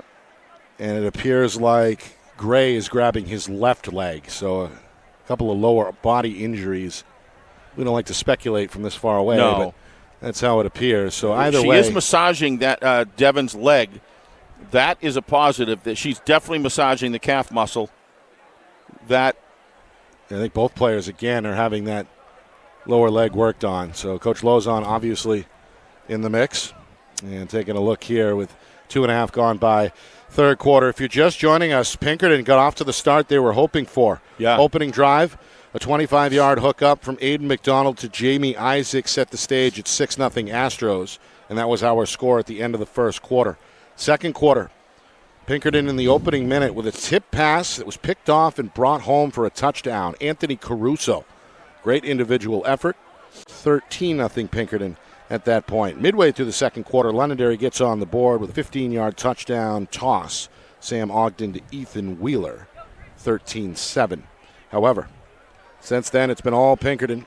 They score in the final 20 seconds before halftime on a 1-yard touchdown run from Aiden McDonald. And then moments ago, Pinkerton adds to their 19-7 halftime score with a 41-yard hookup for the second time this afternoon. McDonald to Isaac to make it 25-7.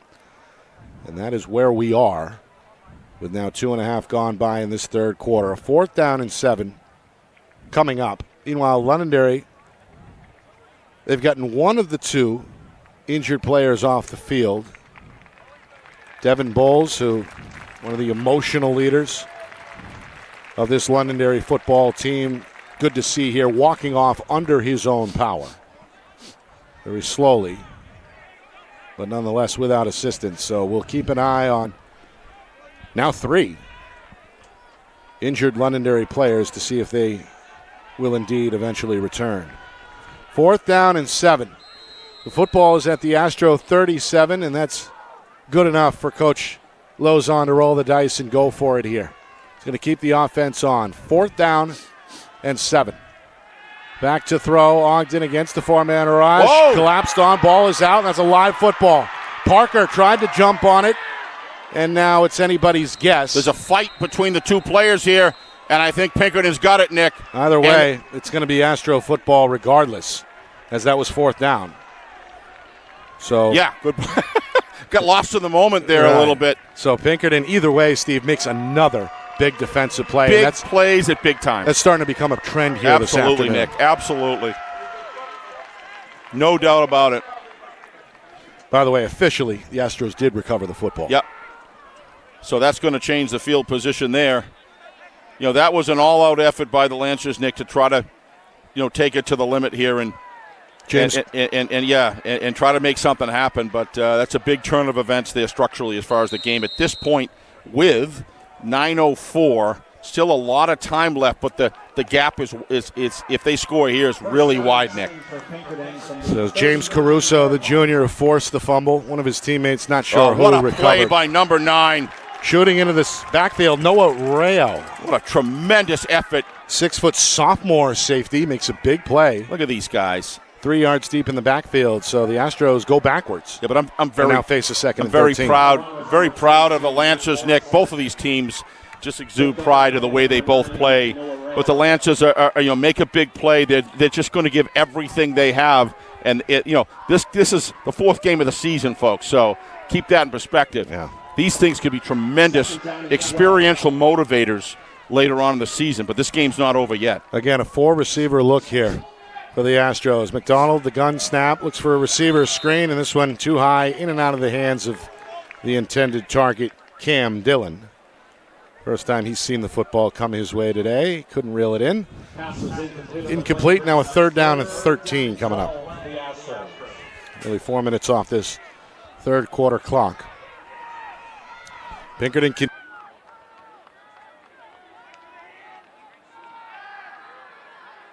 Third and long. McDonald Good escapes movement. the pocket. Eyes downfield. Going to plant. Going to fire. Looking into the end zone. Dillon catches it. Touchdown, Astros. McDonald's 3rd touchdown pass. This one from 42 yards out. Dillon with a fingertip catch in the back of the end zone.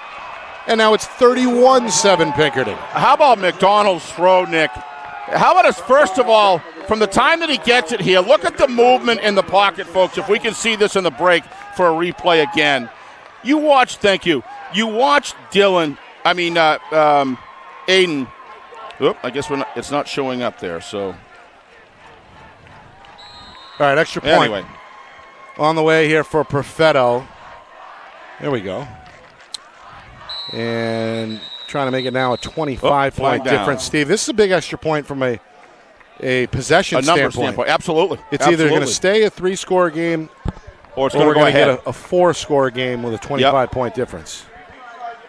Meanwhile, a procedural penalty pre-snap against Londonderry.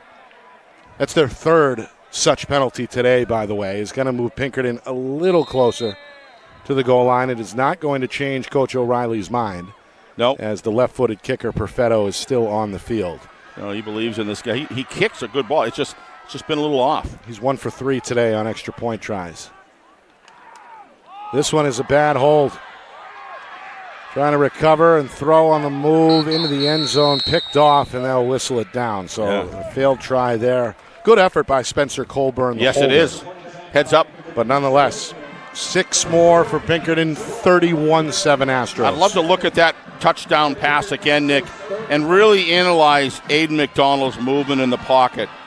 His ability to extend plays is really impressive. Now watch this. He's designed as a straight back, looks left at Isaac, starts going to the right. There we go. Yeah, you didn't really see the magic of it there, but what he did in that pocket to find his receiver and lead him just where nobody else could get it. This guy is on today and impressing me as much cerebrally, Nick, as physically. I mean, he's a gifted athlete, no argument. He can do it all. but his decision-making on the field is what ultimately makes good quarterbacks great quarterbacks, and this kid is impressive. 2 touchdown tosses in this third quarter alone for a combined 83 yards, which already has surpassed his halftime passing yard total of 69. Yeah, and so he's over $150 through the air, 3 Yeah. touchdowns. Plus, Steve, don't forget the 1-yard touchdown run on the ground yes, late in that second quarter. absolutely. Who received that? It was Cam Dillon. Cam Dillon. Cam, what a terrific route. Never slowed down. Believed that Aiden was going to get to you. Can't emphasize that enough to young players. This one taken on the bounce by one of the co-captains, John Inglese. Inglese. Either way, I think it's Inglese, actually. Inglese is over the 35, stopped at the 39-yard line. That's where Londonderry will set up shop. 1st and 10, 4 minutes gone by third quarter. I do see Devin Bowles. He's sitting now, but he was up walking, Nick. So that is a very positive post story, Nick, on that potential. That didn't look good when he went down. Kept it to myself. I didn't like the way it looked. But this tough young man here is showing that whatever it is. Yeah, he's going to stay on the sideline, at least for now, along with starting center Cody Gray, who was shaken up at the same time a few moments ago. So Lancers are down a couple of starters here on offense. Going to face a 5-man front. Handoff to the fullback, who was swallowed up immediately by Anthony Caruso. Well, whether it's Anthony or James, they have checked in repeatedly this afternoon. John Hanlon, the big 6'3" defensive tackle, at the bottom of the pile there for Pinkerton as well. No gain for Palma. By number 7, Anthony Caruso. No gain on the play. 2nd down and 10. No, 2nd and 10 coming up. Largest lead of the day for Pinkerton, 31-7. Of course, the Astros won last season's Mac Plaque regular season matchup against Londonderry as well, before the Lancers ultimately got revenge in the postseason, defeating the Astros in Derry in the semifinals. Absolutely the truth. Same thing can happen this year, Nick, but there's no question that Pinkerton, to me, looks stronger than I've seen them in quite a period as far as their abilities and the breadth of assets that they have. Cruz, nowhere to go. Shut down by Southers and James Caruso. When you start, clearly, Nick, their backfield is prolific. Clearly, their quarterback is proving prolific. But when you've got it going on in the trenches, like when individual matchups and the synchrony in which that offensive and defensive line is playing, specifically the offensive line as it relates to synchronization, coming off the ball low and hard, all the technique is great. Just a magnificent progression since the beginning of the season. Lancers hoping to keep the drive alive here and avoid a 3-and-out. Astros showing blitz on 3rd down and 10. Ogden looks left, throws a high throw. He's got Paquette for the catch.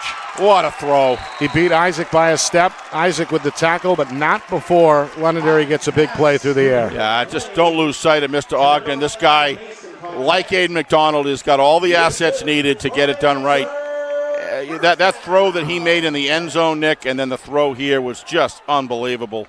That's a 36-yard hook up there for Ogden. Yeah, but he put it, there's a window there, Nick, arguably to catch it or not have it intercepted, probably about a 24-inch radius. He's got to throw that thing, and he hit it right in the middle on the bullseye. Terrific throw. Second catch for Paquette, 2 for 48. Who, along with Wheeler, is lined up far to the right side. Bowles is back in, Steve, as the wingback right side. That's good to see. Cruz going to stay in as the pistol. Pistol back. Just past the midway point, third quarter. Ogden takes the snap, throws, got Paquette again, finds a soft spot underneath. And he's going to get this thing all the way to the 10-yard line, an 18-yard pickup there. There's a lot of time left. Starting to open things up. Coach Lozon will try to run the ball and beat you at the run game, and when that isn't working too well, he knows, he's very aware of the situation of the game. They can open up and they can score. This is not like just a running offense. So Gearing giving credit on the stop. Londonderry on the march. Ball at the 9-yard line, 1st and goal. Ogden going to tuck and run, escapes to his right, makes a cut at the 5. And hanging on for dear life is the defender Dillon on the stop. Ogden nonetheless produces 5 on the carry to set up 2nd and goal from the 4. Committed run right there. Absolutely committed run. Parker in there as well on the stop. I no longer see Devin Bowles on the. Yeah, he's in the game. He's in the game, so for the Lancers, that's a big deal. They need him in the game. He's lined up as the tight end to the right side. Yep. Second down and goal from the 4. Ogden with a quick word for his tailback. That's Cruz. Takes a snap, looks left, throws left, trying to find pocket, nearly intercepted. Wow. Incomplete in the end zone. Looked like Isaac had the inside position but couldn't quite bring it home for the pick. That'd be something, having a touchdown pass and an interception in the opposite end zone in the same quarter. Third down and goal from the 4-yard. Third and goal coming up. Lancers fortunate there.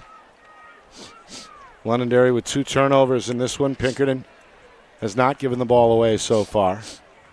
Saw an interception in the first half and a lost fumble on the opening kickoff to begin this second half. Third and goal from the 4. 4.5 to go, third quarter. Ogden to his left, the pitch. It is Cruz, and he's hit. Stopped shy of the end zone. Morrison is there along with Osanya. So decision time again for Londonderry. Going to keep the offense on the field with the football at the 2-yard line, 4th and goal. We saw it last night, Nick. The hitting in that game was fierce with the Winnicott versus Exeter game. Exeter victorious, of course, looked very solid. We're seeing this kind of hitting now. Sneak on 4th down, trying to fight his way in is Ogden. Londonderry says touchdown. The officials say not so fast. No signal yet. Referee Jeff Kleiner right in the middle of that huddle. The longer this goes on, the more difficult the result of the call is for the team that doesn't get what they're hoping for. But they have to communicate, Nick. Lancers really hoping that was a touchdown. Otherwise, the ball goes back to Pinkerton on a turnover on downs. The conversation continues. Both teams listening in as close as they can, but giving the officials the space they need to talk it over. I'm seeing body language that tells me it's going to be Pinkerton ball, but that doesn't make me right. We may have to send our guerrilla cameraman, Matt Beals, into the huddle there to get the audio. Yeah. Instead, the Astros are going to celebrate. Yeah, I saw it's a 4th down stop and a turnover on downs.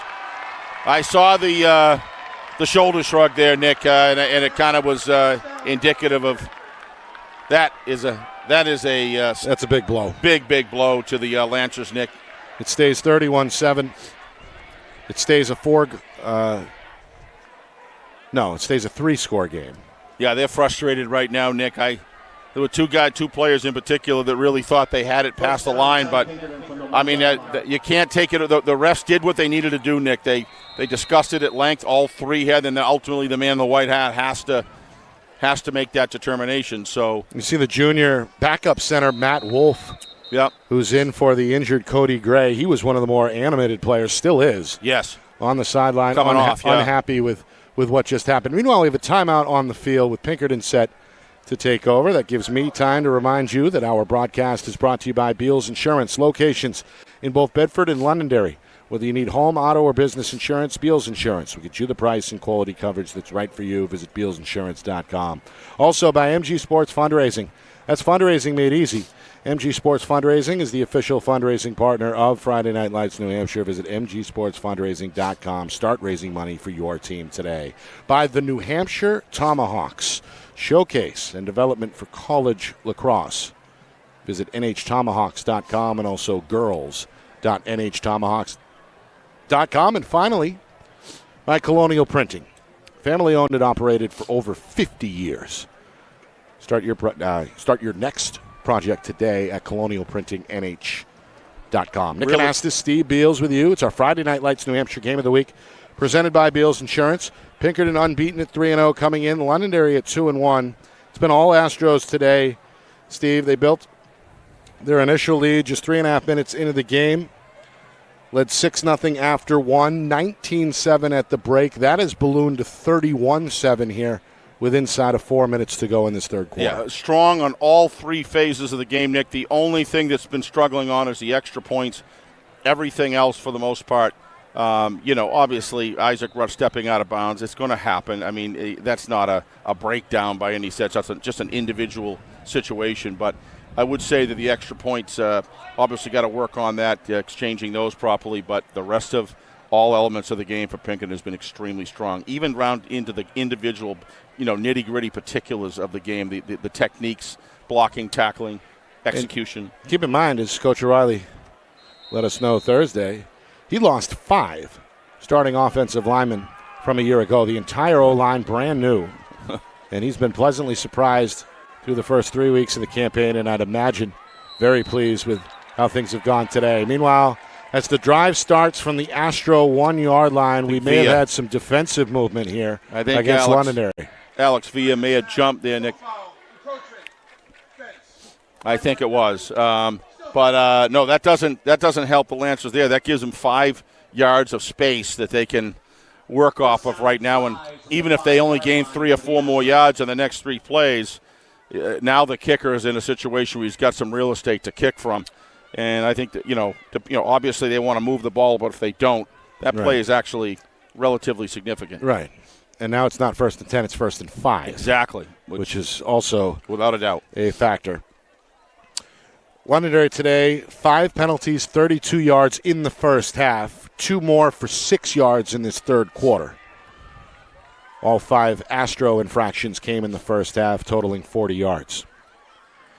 Handoff, Morrison tries to break it left side. Can he get the corner? Yes, he can. First down and then some.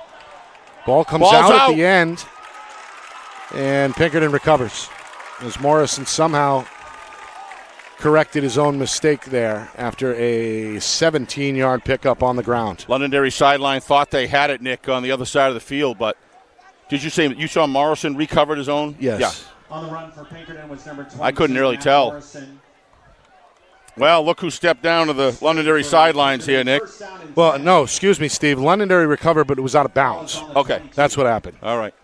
As we get a look at the replay. Say that again, Steve? Look who's here. Is that Ty Miles? It is. Yes, it is. Yep, one of the all-time great offensive linemen, not just in Londonderry history, but perhaps in recent history statewide. Yep. He is a large young man now, a freshman at UNH. Oh, nice move inside by, is that Morrison? I think it is. He's going to push that pile as well at the end of the run. Stretches out 7 there. On the run and gave a ride to a couple of defenders, including Joe Strong, the junior, who finally brought him down. Yeah, his ability to sidestep and plant and cut up field, Nick, north-south it, and roll you over is good. But, boy, when he's able to get that opportunity to juke you as well as he's moving forward, what he's doing is he's looking for you to only be able to get a piece of him, and when that happens, he can fall forward, get 3 yards extra of what he's already achieved, and that's why very seldom you see him getting less than 4 yards, even when he's met at the line of scrimmage. Unofficially today, 10 carries, 83 yards for Morrison. Morrison. 83 big ones at the right time, and Well, when you're ripping off over 8 a pop, I'd say that's a pretty good day. Then you got your good friend Isaac right next to you, scoring touchdowns on receiving and running routes. Flag here. They're going to blow the play dead. Yeah, kind of an interesting period here. Then nothing's really going. It's kind of a lot of penalties and motion penalties. Oh, delay a game. Okay. Coach Lozon right in the ear of the head linesman, Mike Danu. Had his eye on that one. First penalty of the second half against Pinkerton. Yep. And their 6th of the afternoon. 31-7 Astros. We expected this one to be anybody's ball game. As have most of these head-to-head matchups in the MAC Plaque games over the years. They've been close, but this one perhaps shaking out to be one-sided with the Astros looking good, seeking the 4-0 start. Well, that penalty didn't help the Astros, Nick, as far as first down. I think it's only second down, but 2nd and 9 instead of 2nd and 4. Yep. McDonald under center. Look out. Bowles with a clean shot, and he comes up with a sack.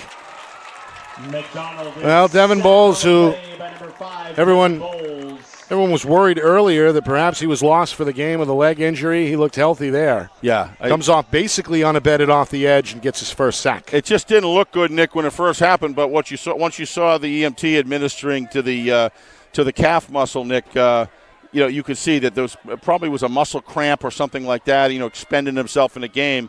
And, he's clearly he's back to health. You can't make a play like that if you're not feeling good. 10-yard loss. That's good news for the Lancers. 3rd and 19 as we move inside the final 2 minutes of the third quarter. With Pinkerton at the wheel here. Londonderry would love to force a punt and get the football back. McDonald has been dangerous. Will Coach O'Reilly give him the green light to throw another? He's looking for timeout. It's going to be the second charge timeout against Pinkerton on the drive. So Coach O'Reilly found something alarming enough to use his second timeout. And the visitors now left with one. May have been remaining. the defensive set, Nick, by the Lancers, Nick, that was frustrating him a little bit. Well, I'd imagine the top priority here, if you're Pinkerton, is avoid the turnover. I'm sure. At your own 14-yard line on a 3rd and 19. And if things looked suspect there pre-snap, then a timeout probably the right thing to do. Both of these coaches have always impressed me, Nick, the way they utilize timeouts in the game. They know, know where the game is at as it relates to down, distance, score on the clock, time left.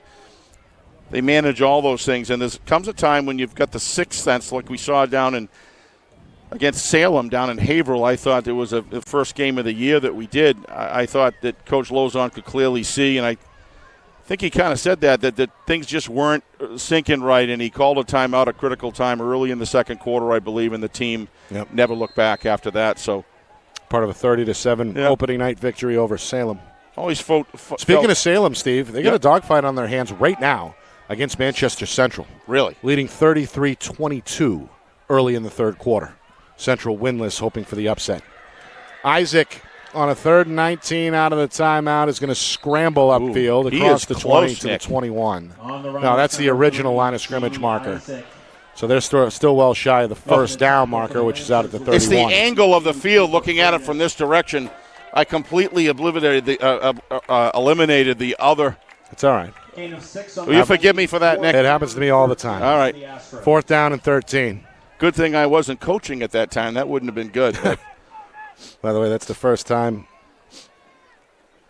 Isaac has touched the football in this second half after a very productive first half. 6-yard pickup, 4th down and 13. Final minute of action here in this third quarter. Wow. And another pre-snap whistle will blow this dead. Not quite sure why the clock is still running. It shouldn't be. Yeah. Going to have to put that time back on the clock here. I don't know if they're looking at it right now or not, but encroachment against Londonderry. So, but 5 more, but 4th down and 13 is now 4th and 8. Now 11 seconds went off the clock. I can see Coach Lozon yelling out to the field. 11 seconds just went off the clock. He's pointing to the scoreboard, and he is right. You're right. They're going to run it now, but wow, every second counts. Yep.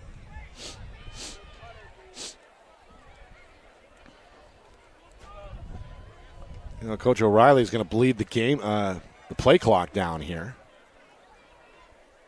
Finally, the snap comes. It's on the ground, and look out. He's in trouble. Huge play. Scholes swallowed up at the 10-yard line, and you're right, Londonderry. Huge play. With a very short field as a result. So special teams checking in on the Lancers side of the ledger. Yeah. Gives a little bit of a momentum boost. Well, when you're playing so well in so many areas, and you can pretty much just special teams, offense, defense, and there's one thing that you're not doing that well in during the game, and that is obviously extra points. And then you have a punt that's critical of the time in your own zone. You really want to get it out there and force Londonderry to burn 3 or 4 or 5 minutes, even if they get a touchdown into the fourth quarter. And you've got a snap issue, which have been effective, have affected negatively some of the field goal attempts or the extra point attempts. So there's a problem there with that whole part of the game they've got to really work on. A couple of their long snaps have ended up short, and it cost them there. 8 seconds to go. Villa from the 10-yard line. Sorry, the 12. So Londonderry can pick up a first down inside the 2-yard line. Villa goes down to the 10, and that brings us to the end of the third quarter. A 3-score difference on the board as we head to the fourth. Pinkerton Ladies and gentlemen, with a 31-7 edge. Do the Astros hold on and remain undefeated? Or does Londonderry come back on their home field? We find out next. Fourth quarter on the other side. You are watching our Friday Night Lights New Hampshire Game of the Week, presented by Beals Insurance.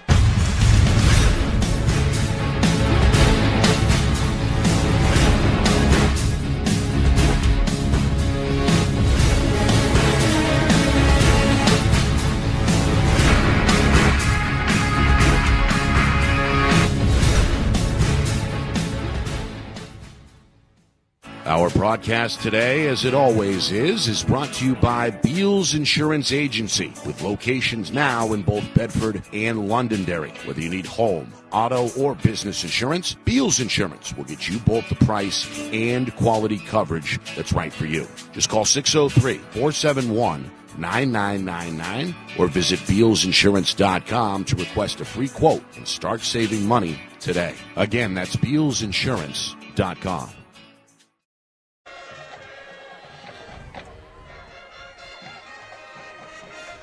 Back here in Londonderry, Pinkerton with a big lead as we begin the fourth quarter. 31-7, the Astros out in front of the Lancers in this 2024 MAC Plaque matchup. Nick Anastas, Steve Beals with you. It's our Friday Night Lights New Hampshire Game of the Week presented by Beals Insurance. The Astros with their largest lead on the board. They have played with the lead throughout the afternoon as they look to stay unbeaten here in week number 4. Londonderry with work to do over the final 12 minutes of regulation. They start here with a 2nd and goal from the 7, and Villa runs over a man on his way into the end zone.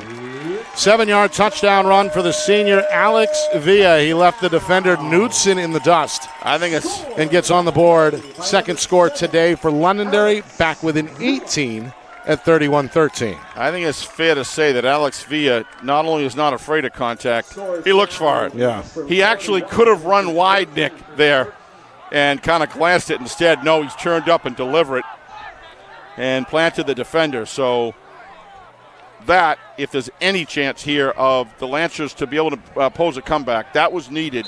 And so is this upcoming 2-point try. So was this upcoming 2 points, and so was that fumbled punt. Trying to make it punt was costly. A 2-score game with a conversion here.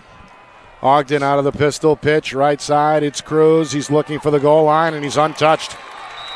2 more for Londonderry. Now a 2-score game. 31-15. Just 7 seconds into this fourth quarter. So what does this do, Nick? This begins to ramp the pressure a little bit up on the Astros now, that when they do receive the ball, that they absolutely are going to feel that a little bit of, I can't make another mistake. And when you feel that way, it's very difficult to be able to overcome that and keep playing and keeping that momentum with that attitude that you had, because you're thinking about, how do I survive this game? And once that happens, it opens door for the team that's coming from behind. But Pinkerton is well coached, but the guys are going to have to, on the Astros, on the field for the Astros, are going to have to maintain composure.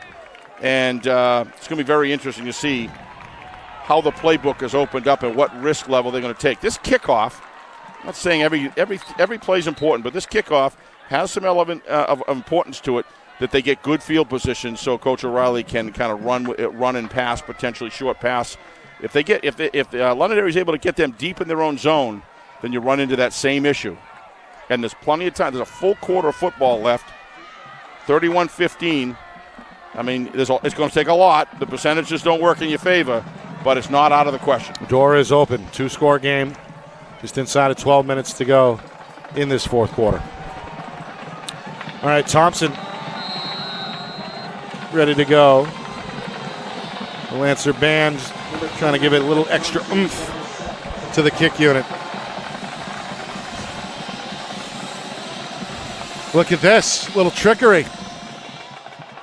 Squibb gets through the opening line. Morrison with a diving attempt along the sideline to reel it in is successful. It was not Thompson who made the kick, but one of the Londonderry coverage men, Brady Fragala. Coach Lozon, despite his best effort to dig into the playbook, it's going to be Pinkerton ball 1st and 10. And that is one heck of a play by Matt Morrison right there. That is not easy to have a bumbling ball like that in the grass. Never know which direction it's going to go, and he just stayed calm. And I said, a lot of that is, I don't care if I'm going to be hit. I'm going to get covered. I'm going to get that ball protected, and that's exactly what he did. So that's just a first-rate senior leadership type player right there. I think that kick was designed to go through the first front line, Nick, and die in between the front and then and get to the ball. Well executed onside kick. 1st and 10 Astros from their own 29. McDonald, who's had quite the afternoon under center. The junior hands off to Morrison, makes a galloping cut, makes another man miss. Still on his feet after a spin move. He's got the first down. He's across the 40 to the 41 after a 13-yard gain. We have names for players like him. Money. When you can count on it. And we saw that last Saturday, Nick, against Wyndham. Is that Coach O'Reilly could see that, look, the weather's not good. This team, this home team in Wyndham came here to play. Right. And we don't want to give them a spark. And he just put the ball in Morrison's hand to pound it down the field, run the timeout. I thought it was well done. Good decision to do that. And that's exactly what he's doing here. The senior Morrison approaching 100 yards on the afternoon. 96 rushing unofficially. He's going to carry it right side this time, and he's at the 100-yard now. Still turning the legs near midfield. A late flag is thrown by the referee, Jeff Kleiner. I don't know what that is unless it was if it was holding, I don't know where it was. Maybe we can look at the replay. I'm not sure if he got a piece of the mask or what, but kind of an odd timing and odd place for a flag thrown. Let's see. Londonderry's Braden Ayers was the first to arrive. I'm with you. It looked completely clean to me. Certainly nothing apparent. Okay, had to be. Yeah, did get a piece of the mask. That's what I said. I don't know what else it could be, Nick. It wasn't a horse collar. Yeah, I think the first guy came a little high and maybe just got a little piece of it. Yeah. But either way, but there was no holding anywhere near it. Lancers losing the penalty war as they tack on another 15. Well, I got to tell you, Nick, other than missing the 11 seconds on the clock, which was pretty blatant there, I think the staff has done a good job with communication and overall managed this game very well. And you need a good coach, a good officiating staff in a game like this. Yeah, thankless job. And it is. This five-man crew has done a great job. Here's Osanya, the fullback, going to weave his way downfield inside the 30, close to another first down. At about the 26-yard line, Osanya, who has made his name on defense, checking in here out of the backfield. Making the tackle for the Lancers was number 9, Noah Rayo. Noah Rayo, another tackle for Londonderry. Another whistle here by the referees. They want to talk about the spot. Official timeout on the field for a measurement. Coach O'Reilly having a very, mildly animated discussion. Good discussion with Matt Morris on the sidelines. You can see them going back and forth there. Something's going on as far as, what he probably instructed him, hey, this is the game situation we're in. Protect the football. Those are the signs of the things that coaches do with those key players who've got the ball in their hands, whether it's a quarterback, running back, receiver, what have you. Protect that football right now because it's in our favor if we just maintain and move the sticks. Who cares if we score? It's about running the clock out here. So my sense is that was what the discussion was, and you can tell they have a good relationship between the two of them. But Coach Lozon going to use the downtime to gather his offense on the field. Well, they did what they had to do, Nick, before the end of the third quarter. They got a score back. Right. Now the question is how do we stop this attack by Pinkerton? And, if your offense can't be stopped, Nick, 95% of the time you're going to win the game. And right now they've got how many minutes now? 10:31, almost a full quarter to try to change that paradigm and maybe turn the clocks, have their defense stand tall. But right now, the way Pinkerton's playing, it's a tall order because the blocking and the running and the whole scheme is just working in their favor. The Astros moving the football on this drive. They are not, I don't believe, going to get a first down here, though. A few inches shy is going to bring up second down and 1. Ideal position that Coach that the Astros, the coaches from the Astros want to be in, Nick, is second and ones like that because, you got to defend. You have to defend everything at this point. It opens up the playbook to pretty much anything that you want to do. My guess is he's going to put it in his guys he counts on, and like a Matt Morrison, and just try to pound it through or leave it with McDonald. Yeah, I think he's got one eye on the clock already. I do too. Coming up on nearly 2 minutes gone by, fourth quarter. Astros hoping to expand the 16-point lead and make it a 3-score game. Yeah, even a field goal would have a huge impact in this game. Hard count from McDonald. Somebody may have jumped. Yeah, 76. That's the big Paul Binder, one of the best defensive linemen in the state. May have been guilty there. Another encroachment penalty. That's the fifth one, Steve, either against the Londonderry defense or special teams. Well, I think what happens is when you've got a tremendous cadence going on, and I watched Aiden handle the cadence calls in the game against Wyndham, and I was impressed then. I'm equally as impressed now. Nothing's changed there. When that happens and your offensive linemen are oftentimes getting the best of the defensive linemen, what happens is they want an edge. It's natural. They're competitors. Defensive linemen, Warren Sapp, heck, was a defensive lineman. I don't have to say any more about competitiveness, So it's awful hard not to jump when you're looking for an advantage. 1st and 10 from the Londonderry 21. Osanya on a dive, breaks a tackle. Ball comes out. Lancers say they have it. The officials say, I don't think so. Well, they say he was down? Yeah. Yeah. It'll be that when he goes down, they're going to be continuing to try to strip the ball. So, and why not? You may get a lucky call from the officials. Yeah, we're going to get a great view from. The Lancers reacted like they had it. Looked like Palma stripped it out. Whoa. Or was Osanya already down? That left knee was close. Close, man. That certainly was recovered by Palma, so they're going to rule Osanya down. They're talking about it right now. They're going to see it again, hopefully, if he can do it. Let's take a look at that again. The officials are still looking at it. I wouldn't be the least bit surprised if they overturn that initial call. Now slow it down. Here we go. Oh, this is great camera work. Watch the right knee. Now is he down? He's out. No, he's not. He's not down yet. That's a fumble. That's a fumble. Clear as bell. That's a fumble. Clear as day. I think it's pretty close. Well, that ball was shaken loose. It wasn't in control. His knee was about 6 inches off the ground or so on the slow motion. We're going to see it again. Slow it way down. Now watch that knee, and then watch when he loses control of the football. He's already He's already lost. He's not down yet. That's out. That's a fumble. They are talking this one out, and to me, there's probably an opinion on both sides in this thing, and now they got to sort it out. Well, you got 5 sets of eyes down there on the field, including referee Jeff Kleiner. But they don't have replay. And in all fairness to them, whatever call they make, they're doing their very best. And this is what you want. Communication. Do their best.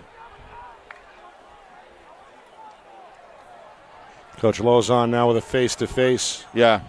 With referee Jeff Kleiner. And let's not kid ourselves. Londonderry needs this ball. They in order to pose any kind of a comeback, they need this ball right now. Yeah. With 9:36 left.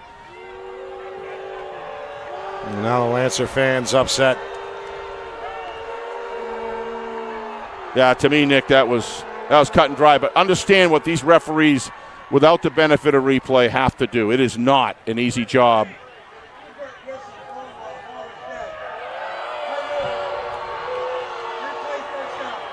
It's going to be a do-over, essentially. An inadvertent whistle makes the question whether or not that was a fumble moot. I'm not sure that doesn't make the feelings worse, Nick, to be honest with you. 1st and 10 from the 21, the result. Pinkerton keeps the football. Handoff Morrison, left side, follows Osanya. He's got a block. May have a hold here, though, against Caruso. Yep. Flags fly. Morrison is dropped at the 5, but there's 2 different penalty markers at the 10. Did you see the hold, Nick? I saw the hold. I was watching Morrison when he was going to plant his foot. Watch Caruso downfield. Yeah, we'll see it here. He knew it. This is what we dreamed of providing you guys, is this kind of replay technology. You see the grab right there. Yep. He had his hands on his head when he saw the flags up. But, yeah, if you're going to be on the edge, he's right at the point of attack. The referees are going to be – if it's 10 yards away, that's one thing.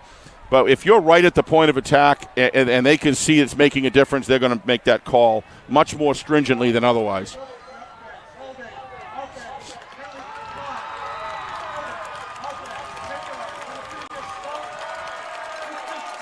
Okay, so 2 different holding penalties. One declined, one accepted. Yep.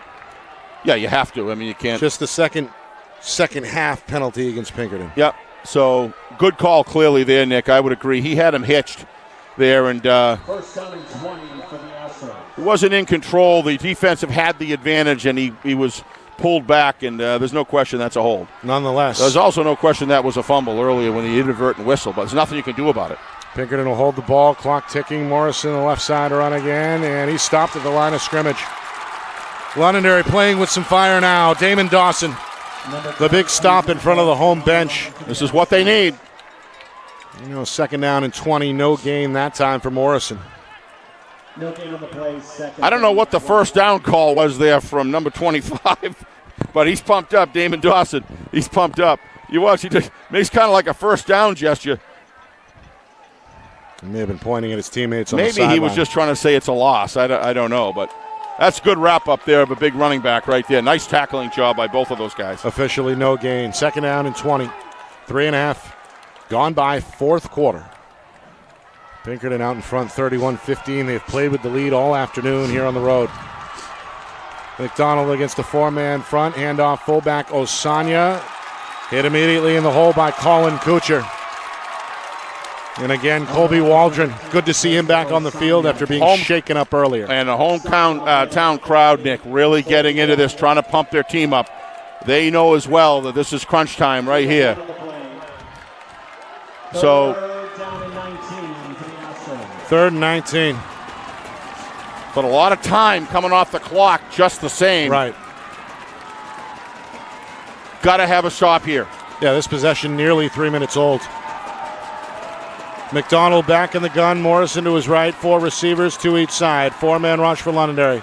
McDonald throws towards the end zone. Incomplete. Three men in coverage there for Londonderry. Well, I got to tell you. The intended target was Dillon, who was limping as he makes his way back to the huddle. Not a good sign there. Not sure I would have run the ball there, Nick, to take more time off the clock. You could have taken off probably 40, 45 seconds by the time that play got set, and then they reset the clock. Lost a better than well over a half a minute on that pass because the clock stopped. So, and now the punter jogging into the huddle, A.J. Scholes. So Londonderry will get the ball back. Just depends on where. Yes. Also, Pinkerton's last punt attempt didn't get off the ground as a bad snap resulted in a big loss. Position here is everything. If they can pin them deep, that's going to be a big advantage. If they can't. Scholes from the Lancer 40 just gets the punt off. Nobody back.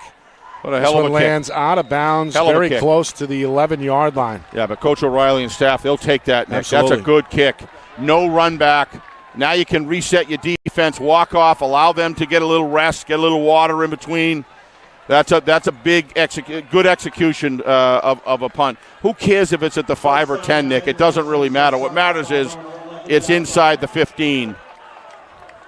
And that's a long way to go. So I have no doubt that Coach Lozon knows that he's got to open up the playbook and he's got to put that passing attack on there. He's got a quarterback and a set of receivers that can do it. But Pinkerton's defense has proved extremely strong so far this game. Ogden and company back on for Londonderry. First and 10 from their own 11. The senior surveys, throws. It's a screen. It's Cruz. Tries to break it right side. He's tackled inbounds by Osanya. Wow, what a tremendous defensive play. Why did he make that tackle? Look in the replay, you're going to see. Watch his hips. Tell me if they're turned or they're square. I can tell you ahead of time, they were square. As a result, he was able to keep his body in position and make this tackle. Now watch. Watch him coming in. See the square? Forced it back again and was able to control the body from getting out of the control of his hands. Terrific job. Osanya. Not an easy man to bring down. Had a couple of carries on the previous drive for Pinkerton, showing his value as a multi-faceted member of this play, member of this team in the middle of that defense. He drove his tackle to be in the stable position. Even when he was forced to get thrown around, he kept his legs moving. On second and long, Ogden wrapped up, still alive, throws. Oh! Is it picked? No good.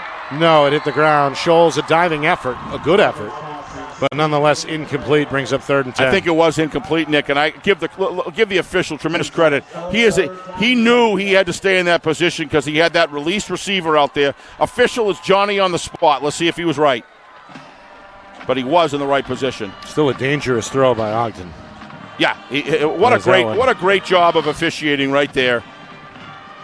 You know what I'm talking about, Nick? He could have gone back further, and he knew that release pass was there, and he read the quarterback's throw, and he made a great call. 3rd and 10. Just got to respect what these guys do.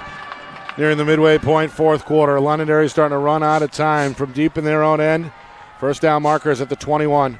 Ogden takes a snap. He's under pressure immediately. Gets the throw off left side, and it's incomplete. Trying to find Malik Morrison in coverage there, step for step. Yeah, that's and one a of 4th and 10 on the way. Nick, we talked about that, I think, before about Morrison. We talked about his offensive running.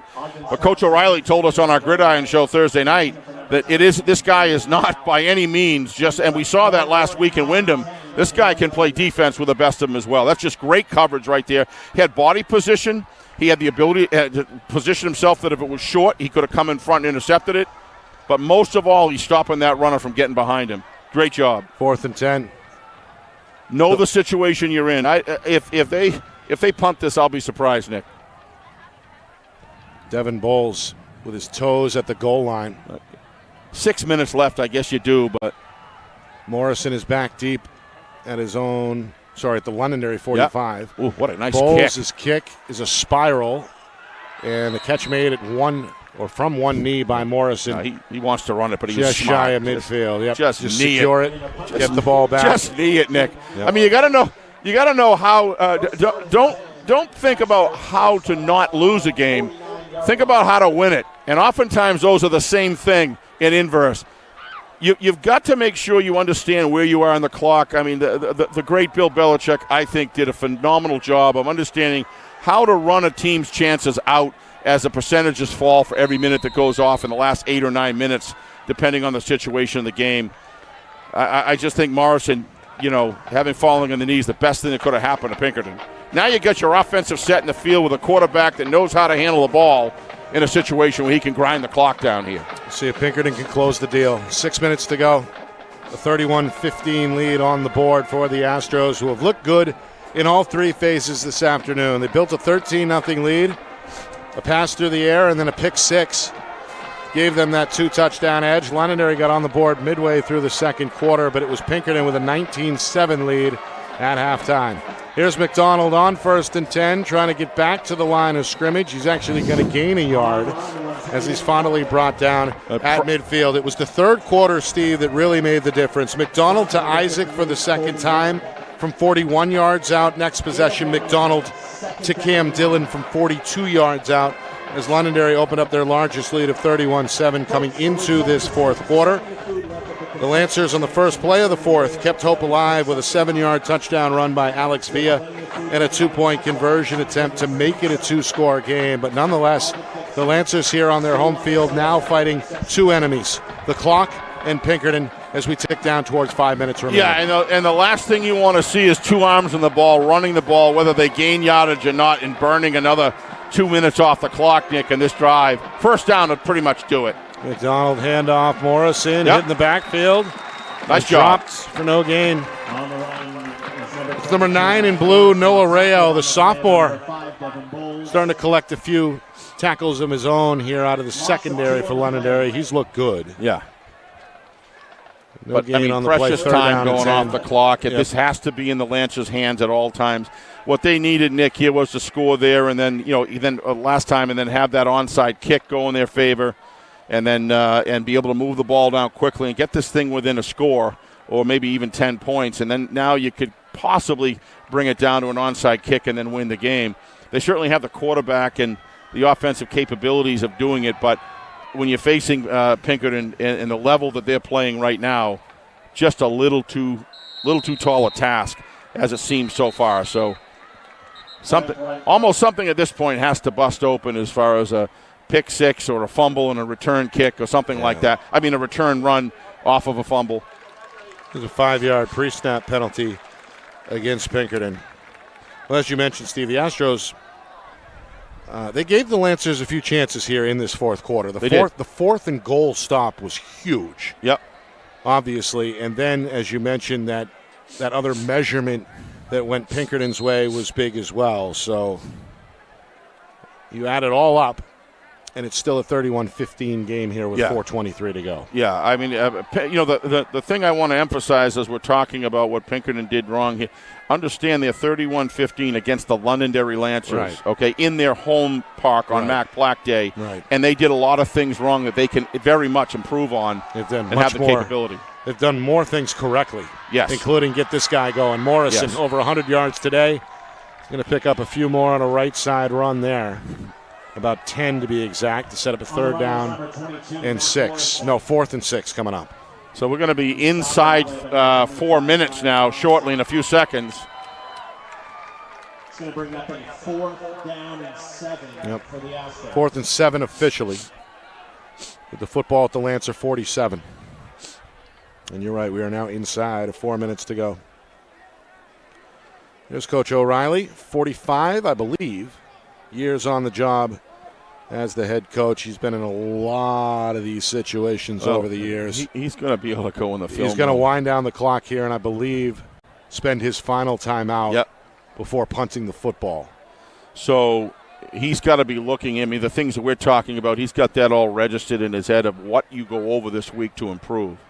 And any team that's going to face Pinkerton is going to look at this film and they're going to say these guys are not just this good, they can be even better. And that's what the real exciting thing is. Have you peaked, or are you an unbelievable football team and not peaked yet? And I would say, from what I've seen today, they fit in that category, Nick. They're going to continue to progress and get better. But one thing I can assure you is the Londonderry Lancers aren't going to stay in place either. No. They're going to come back. Jimmy Lozon loves – you want to try to beat a guy twice, Jimmy Lozon's not the coach you want to try to beat twice. Of course, these two teams split the 2 meetings last year. Pinkerton winning in the regular season week 4, Londonderry winning in the semifinals. Absolutely. Before ultimately dropping or falling to Bedford in the championship game. Lancers will have a chance to rebound on the road next week at Central. By the way, Steve, today's game, Londonderry's first home game of the season. Their first 3 were all on the road. I know. So this is their first home game. They're back on the road next week at Manchester Central. And speaking of the Little Green of Manchester Central, they gave Salem a fight today, but ultimately Salem came through. 40-22, the final there. Meanwhile, Steve, Pinkerton, if they hang on, they're 4-0. They've got Salem next week at home, and then at Bedford 2 weeks from now. So the schedule really juicy. This part of the schedule anyway for Pinkerton. Here's the kick, the punt by Scholes. It's going to land out of bounds by somewhere design. Near the 30-yard line. By design. Trust your defense in this situation, Nick. You know, if there's 9 minutes left, you punt it downfield. But with 3:13, you just try to get whatever yardage you can and get your defense on the field. Do not, under any circumstance, allow a run back. That's knowing how to win a game when you have the clock in deep in your favor. So, Coach Lozon's got all 3 timeouts. His team has 3 minutes and 13 seconds to work with. They're down 16 points, 2 touchdowns, 2 two-point conversions. No matter what Londonderry does, this is down to Pinkerton having to recover, whether it's onside, which it will be. All they need to do is recover one onside kick and the game's over. But that's easier said than done the way these guys do it. A low snap for Ogden, and again, another pre-snap flag. Yeah, that didn't look good right there. He's lucky that Ogden's so coordinated because that ball was snapped, and I don't think he was expecting it. So don't really know what's going on there. It's another false start against Londonderry. Yeah. A lot of penalties today against the home team. First down and 15 for the Lancers.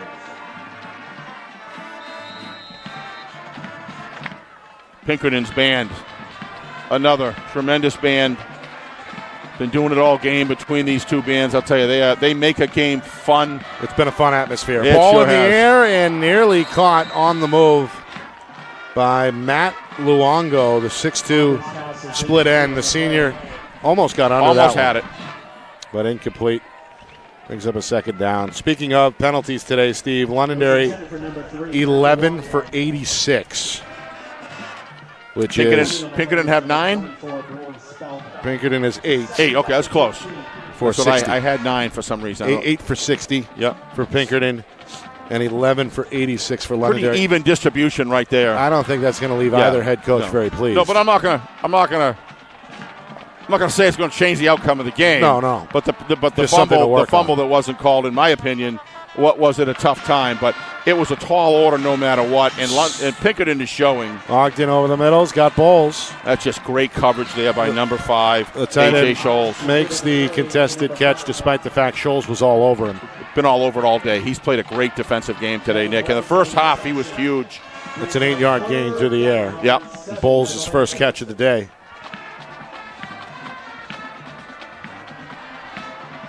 Inside of 3 minutes, 3rd down and 8 from the Lancer 34. Ogden goes airborne again, near side. Luongo with a grab and interference to boot. Flag is thrown. Spellman may have made contact a little early. Luongo with a great catch, fires up the home sideline. What a catch. That shows you the ceiling of what can happen if all cylinders are kicking, Nick. I mean, that right there is one heck of a reception.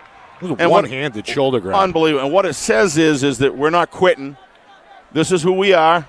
We'll see you again. Well, it's a 22-yard gain through the air. Again, a penalty flag is thrown. It may be pass interference. And that'll be declined. What a great catch. Fully extended. Give credit to Ogden, too. He threw it the only place it could be thrown and caught. How many times have we said that about both of these quarterbacks today, Ogden and McDonald's? 22-yard These guys lead their teams. First catch for Luongo on the day. 3 receivers left, tight end right. 2:22 and counting here, 4th quarter. Still a 2-touchdown advantage for Pinkerton. Londonderry in Astro territory at the 45 on 1st and 10 from the gun. Ogden looks left, pump fakes, throws over the middle. Caught by Wheeler. Tackled by Knudsen. The defender says he poked it out at the last minute. He did. And the official says, yes, incomplete. Second down. Great defensive play. Yeah, Knudsen has played well. One of those safeties for Pinkerton. You could argue, Nick, when you went down 19-7, you could look back, and it's always easy to Monday morning quarterback from the sidelines, but I almost wonder why they didn't open up like this a little bit earlier in the game, because the running game was just being stopped regularly. But when you believe so much in your running game, you keep trying it. But this Ogden is really coming into his own as far as passing. He's going to throw here on the run and thread the needle again. See what I mean, Nick? I mean, this kid's special. Both these quarterbacks. Caden Malik in on the action for the first time with that grab. And the Lancers move the sticks again, first down. However, Londonderry is starting to run out of time. Final 100 seconds. By the way, that one a 9-yard. You got to have your offensive set ready to go here. You can't waste any time. Yep. And now what's this? Timeout. Well, the coaches are coming out, so I assume it's a timeout. No, they're going to move them off the field. What is going on here? Pinkerton's out of timeouts. Londonderry's still with 3 remaining. Yeah. They're going to add a little bit of clock, a little bit of time to the clock. It now reads 1:34 to go. And now the whistle will restart the clock inside of 90 seconds. 3rd down and 1.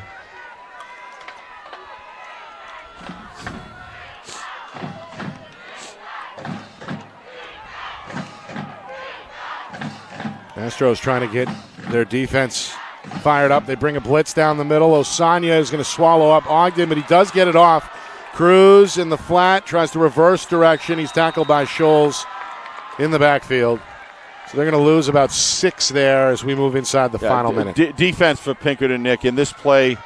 You know, a team that's not totally dialed in is kind of laying back, waiting for the game to end. And where are they? Johnny on the spot, Nick. And with extra support coming in, they are on today. It's a great defensive unit. 4th and 8. Ogden scrambles, throws, intercepted. Morrison with the pick. The senior is to midfield. Trying to make one man miss. Walden, swim move at the 30, at the 20. Trying to beat Ogden at the 10. Cuts it to the middle and lunges across the goal line for the touchdown. Matt Morrison going to put the cherry on Pinkerton Sunday here. a pick six of 60 yards to extend the lead now 37-15 with 20 seconds remaining. I'm going to make a prediction to you, Nick. When I watch Morrison basically jogging down the field and juking along the way, and I watched him run the ball, I see Division I athlete right there. This guy, if he is a really special player, and he just has that swagger, I should say. When you see that guy, that's just a great defensive play. Any team would look at this guy and say, no matter what we do when we make him an offer, he's going to contribute effectively somewhere. He's just that big. He's that strong. He's just an he's got great instincts for the game, almost anything he does. And of course, so I'll make a little side prediction right there. He'll be drafted in Division I. He's one of the few players statewide, regardless of division, on the Ukika Preseason Player of the Year award list, and has had tremendous success so far this season. 3 touchdowns last week in the win over Wyndham. Over 100 yards on the ground this afternoon. The pick 6 there to extend the lead. And, of course, this all on the heels of what he did last year as one of the state's better runners as a junior. He's totally different this year, though, Nick. He's just built like with a number 1 on him. He's going to get a ton of attention. Obviously, you don't always go to the highest division. You can end up playing football in college for the academic reasons and all of that. So, meanwhile, Walden was shaken up on the play for the second time today, mind you. Yep. The senior is forced to walk off the field under his own power. The Londonderry training staff, they've been busy. They've had 2 trainers on site today, and both have been needed. Michelle Hart-Miller and Megan Powers, again, have been busy. So the thing about the performance of we're talking about Morrison, just to kind of close the book today on that.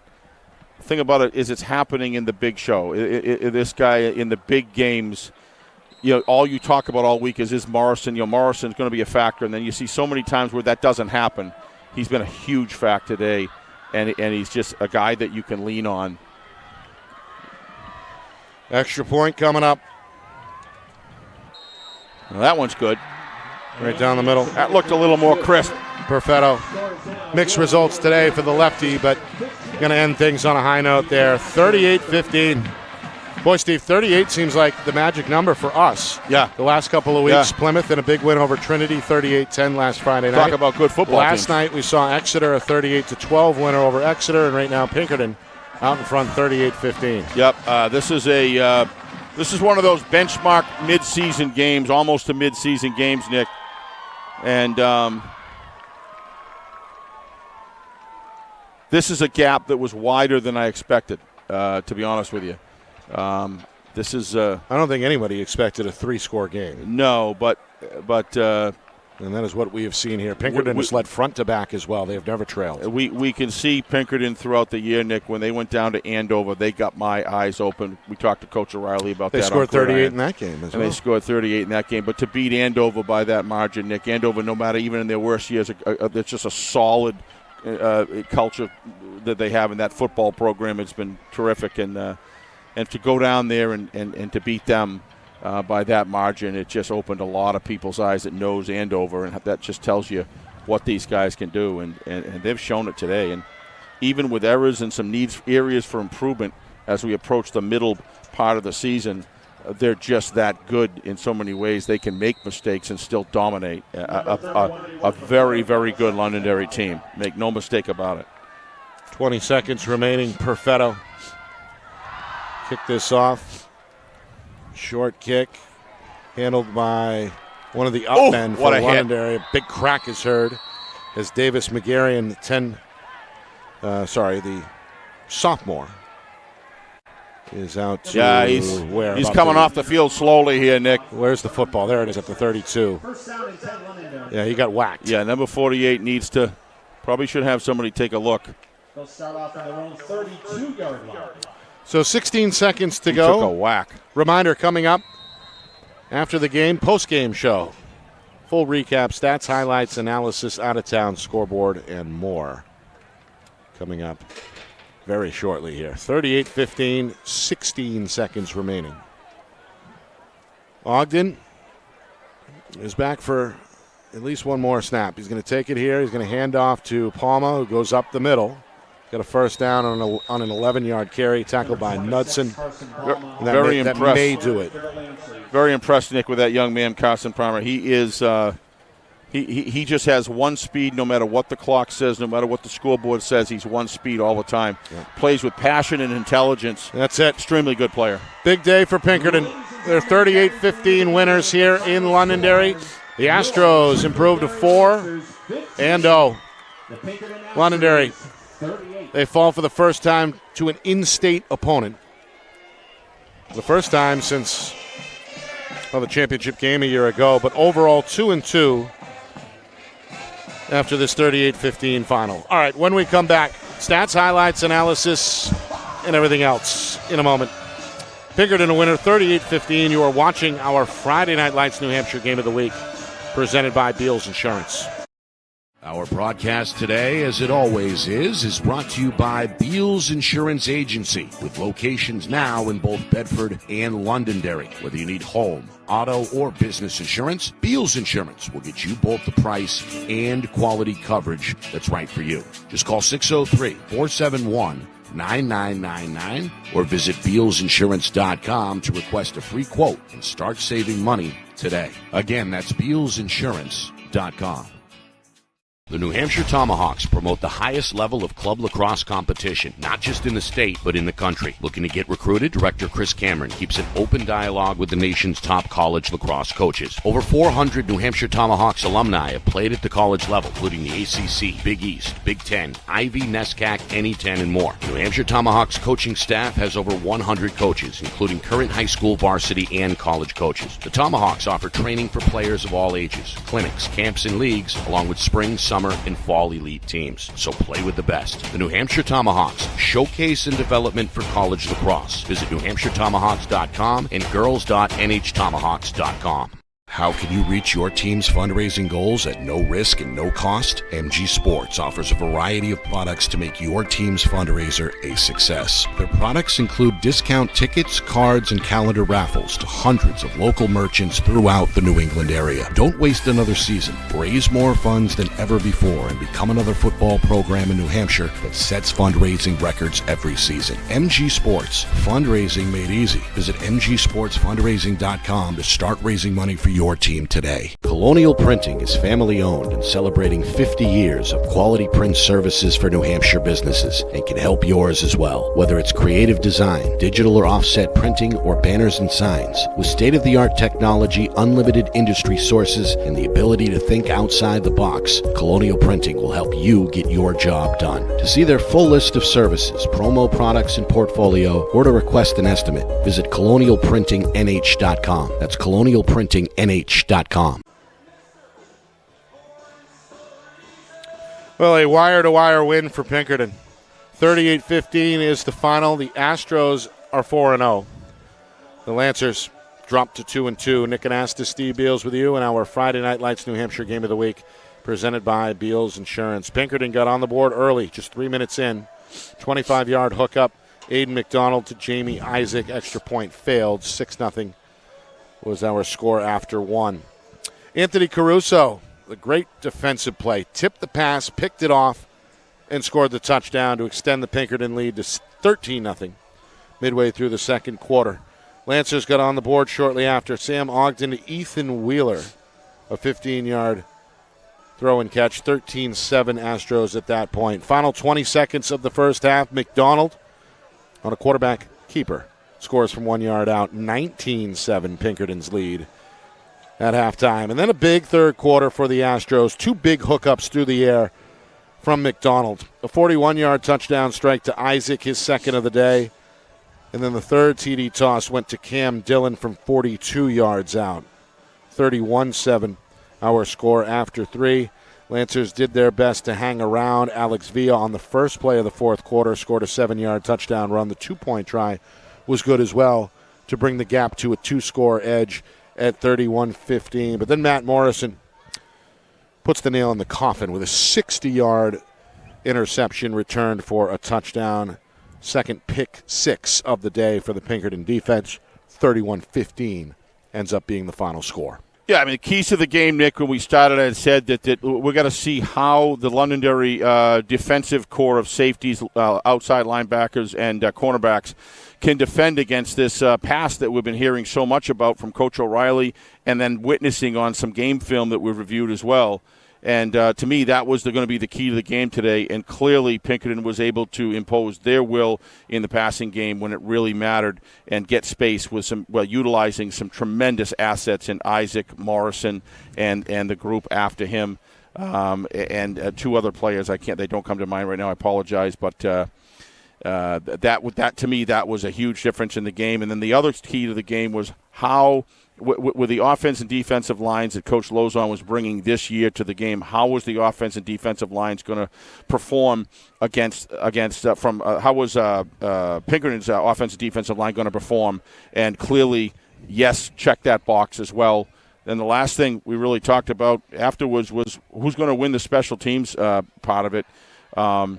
That wasn't really a factor in this game. Could have been if it was close with the missed extra points, but it didn't even matter because the margin was so wide. So where do you come out of this thing? You come out of this with Pinkerton with 3 or 4 areas that they can definitely improve in because they have the capability of doing it. But yet they're already this good. It's kind of scary. The other thing I'm going to just give credit to here in this game is both quarterbacks. Coach Lozon knows with Sam Ogden, he's got himself a leader and a quarterback. He performed brilliantly today given the pressure that he faced and everything that he took on from that onslaught pass rush and defensive backfield work by the Pinkerton defense. This guy's for real, and he's a leader. And he showed in the middle part of the game when there was an opportunity.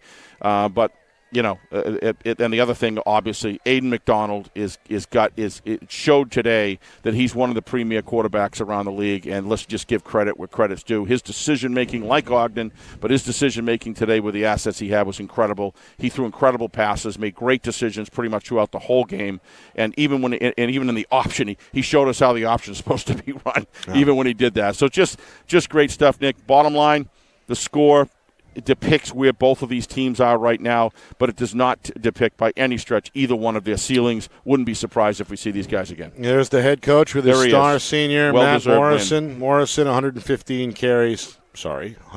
yards on 15 carries. 115 carries, wow. Unofficially today, he had the pick 6 as well. All right, I want to thank Coach Lozon and his staff here at Londonderry, including his point man, Tony. Tremendous, thank you, Tony.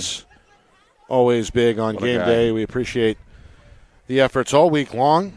That's why we love to come back. Accommodate us here in the media for sure, and we appreciate our next meeting and our next trip to Lancer Park.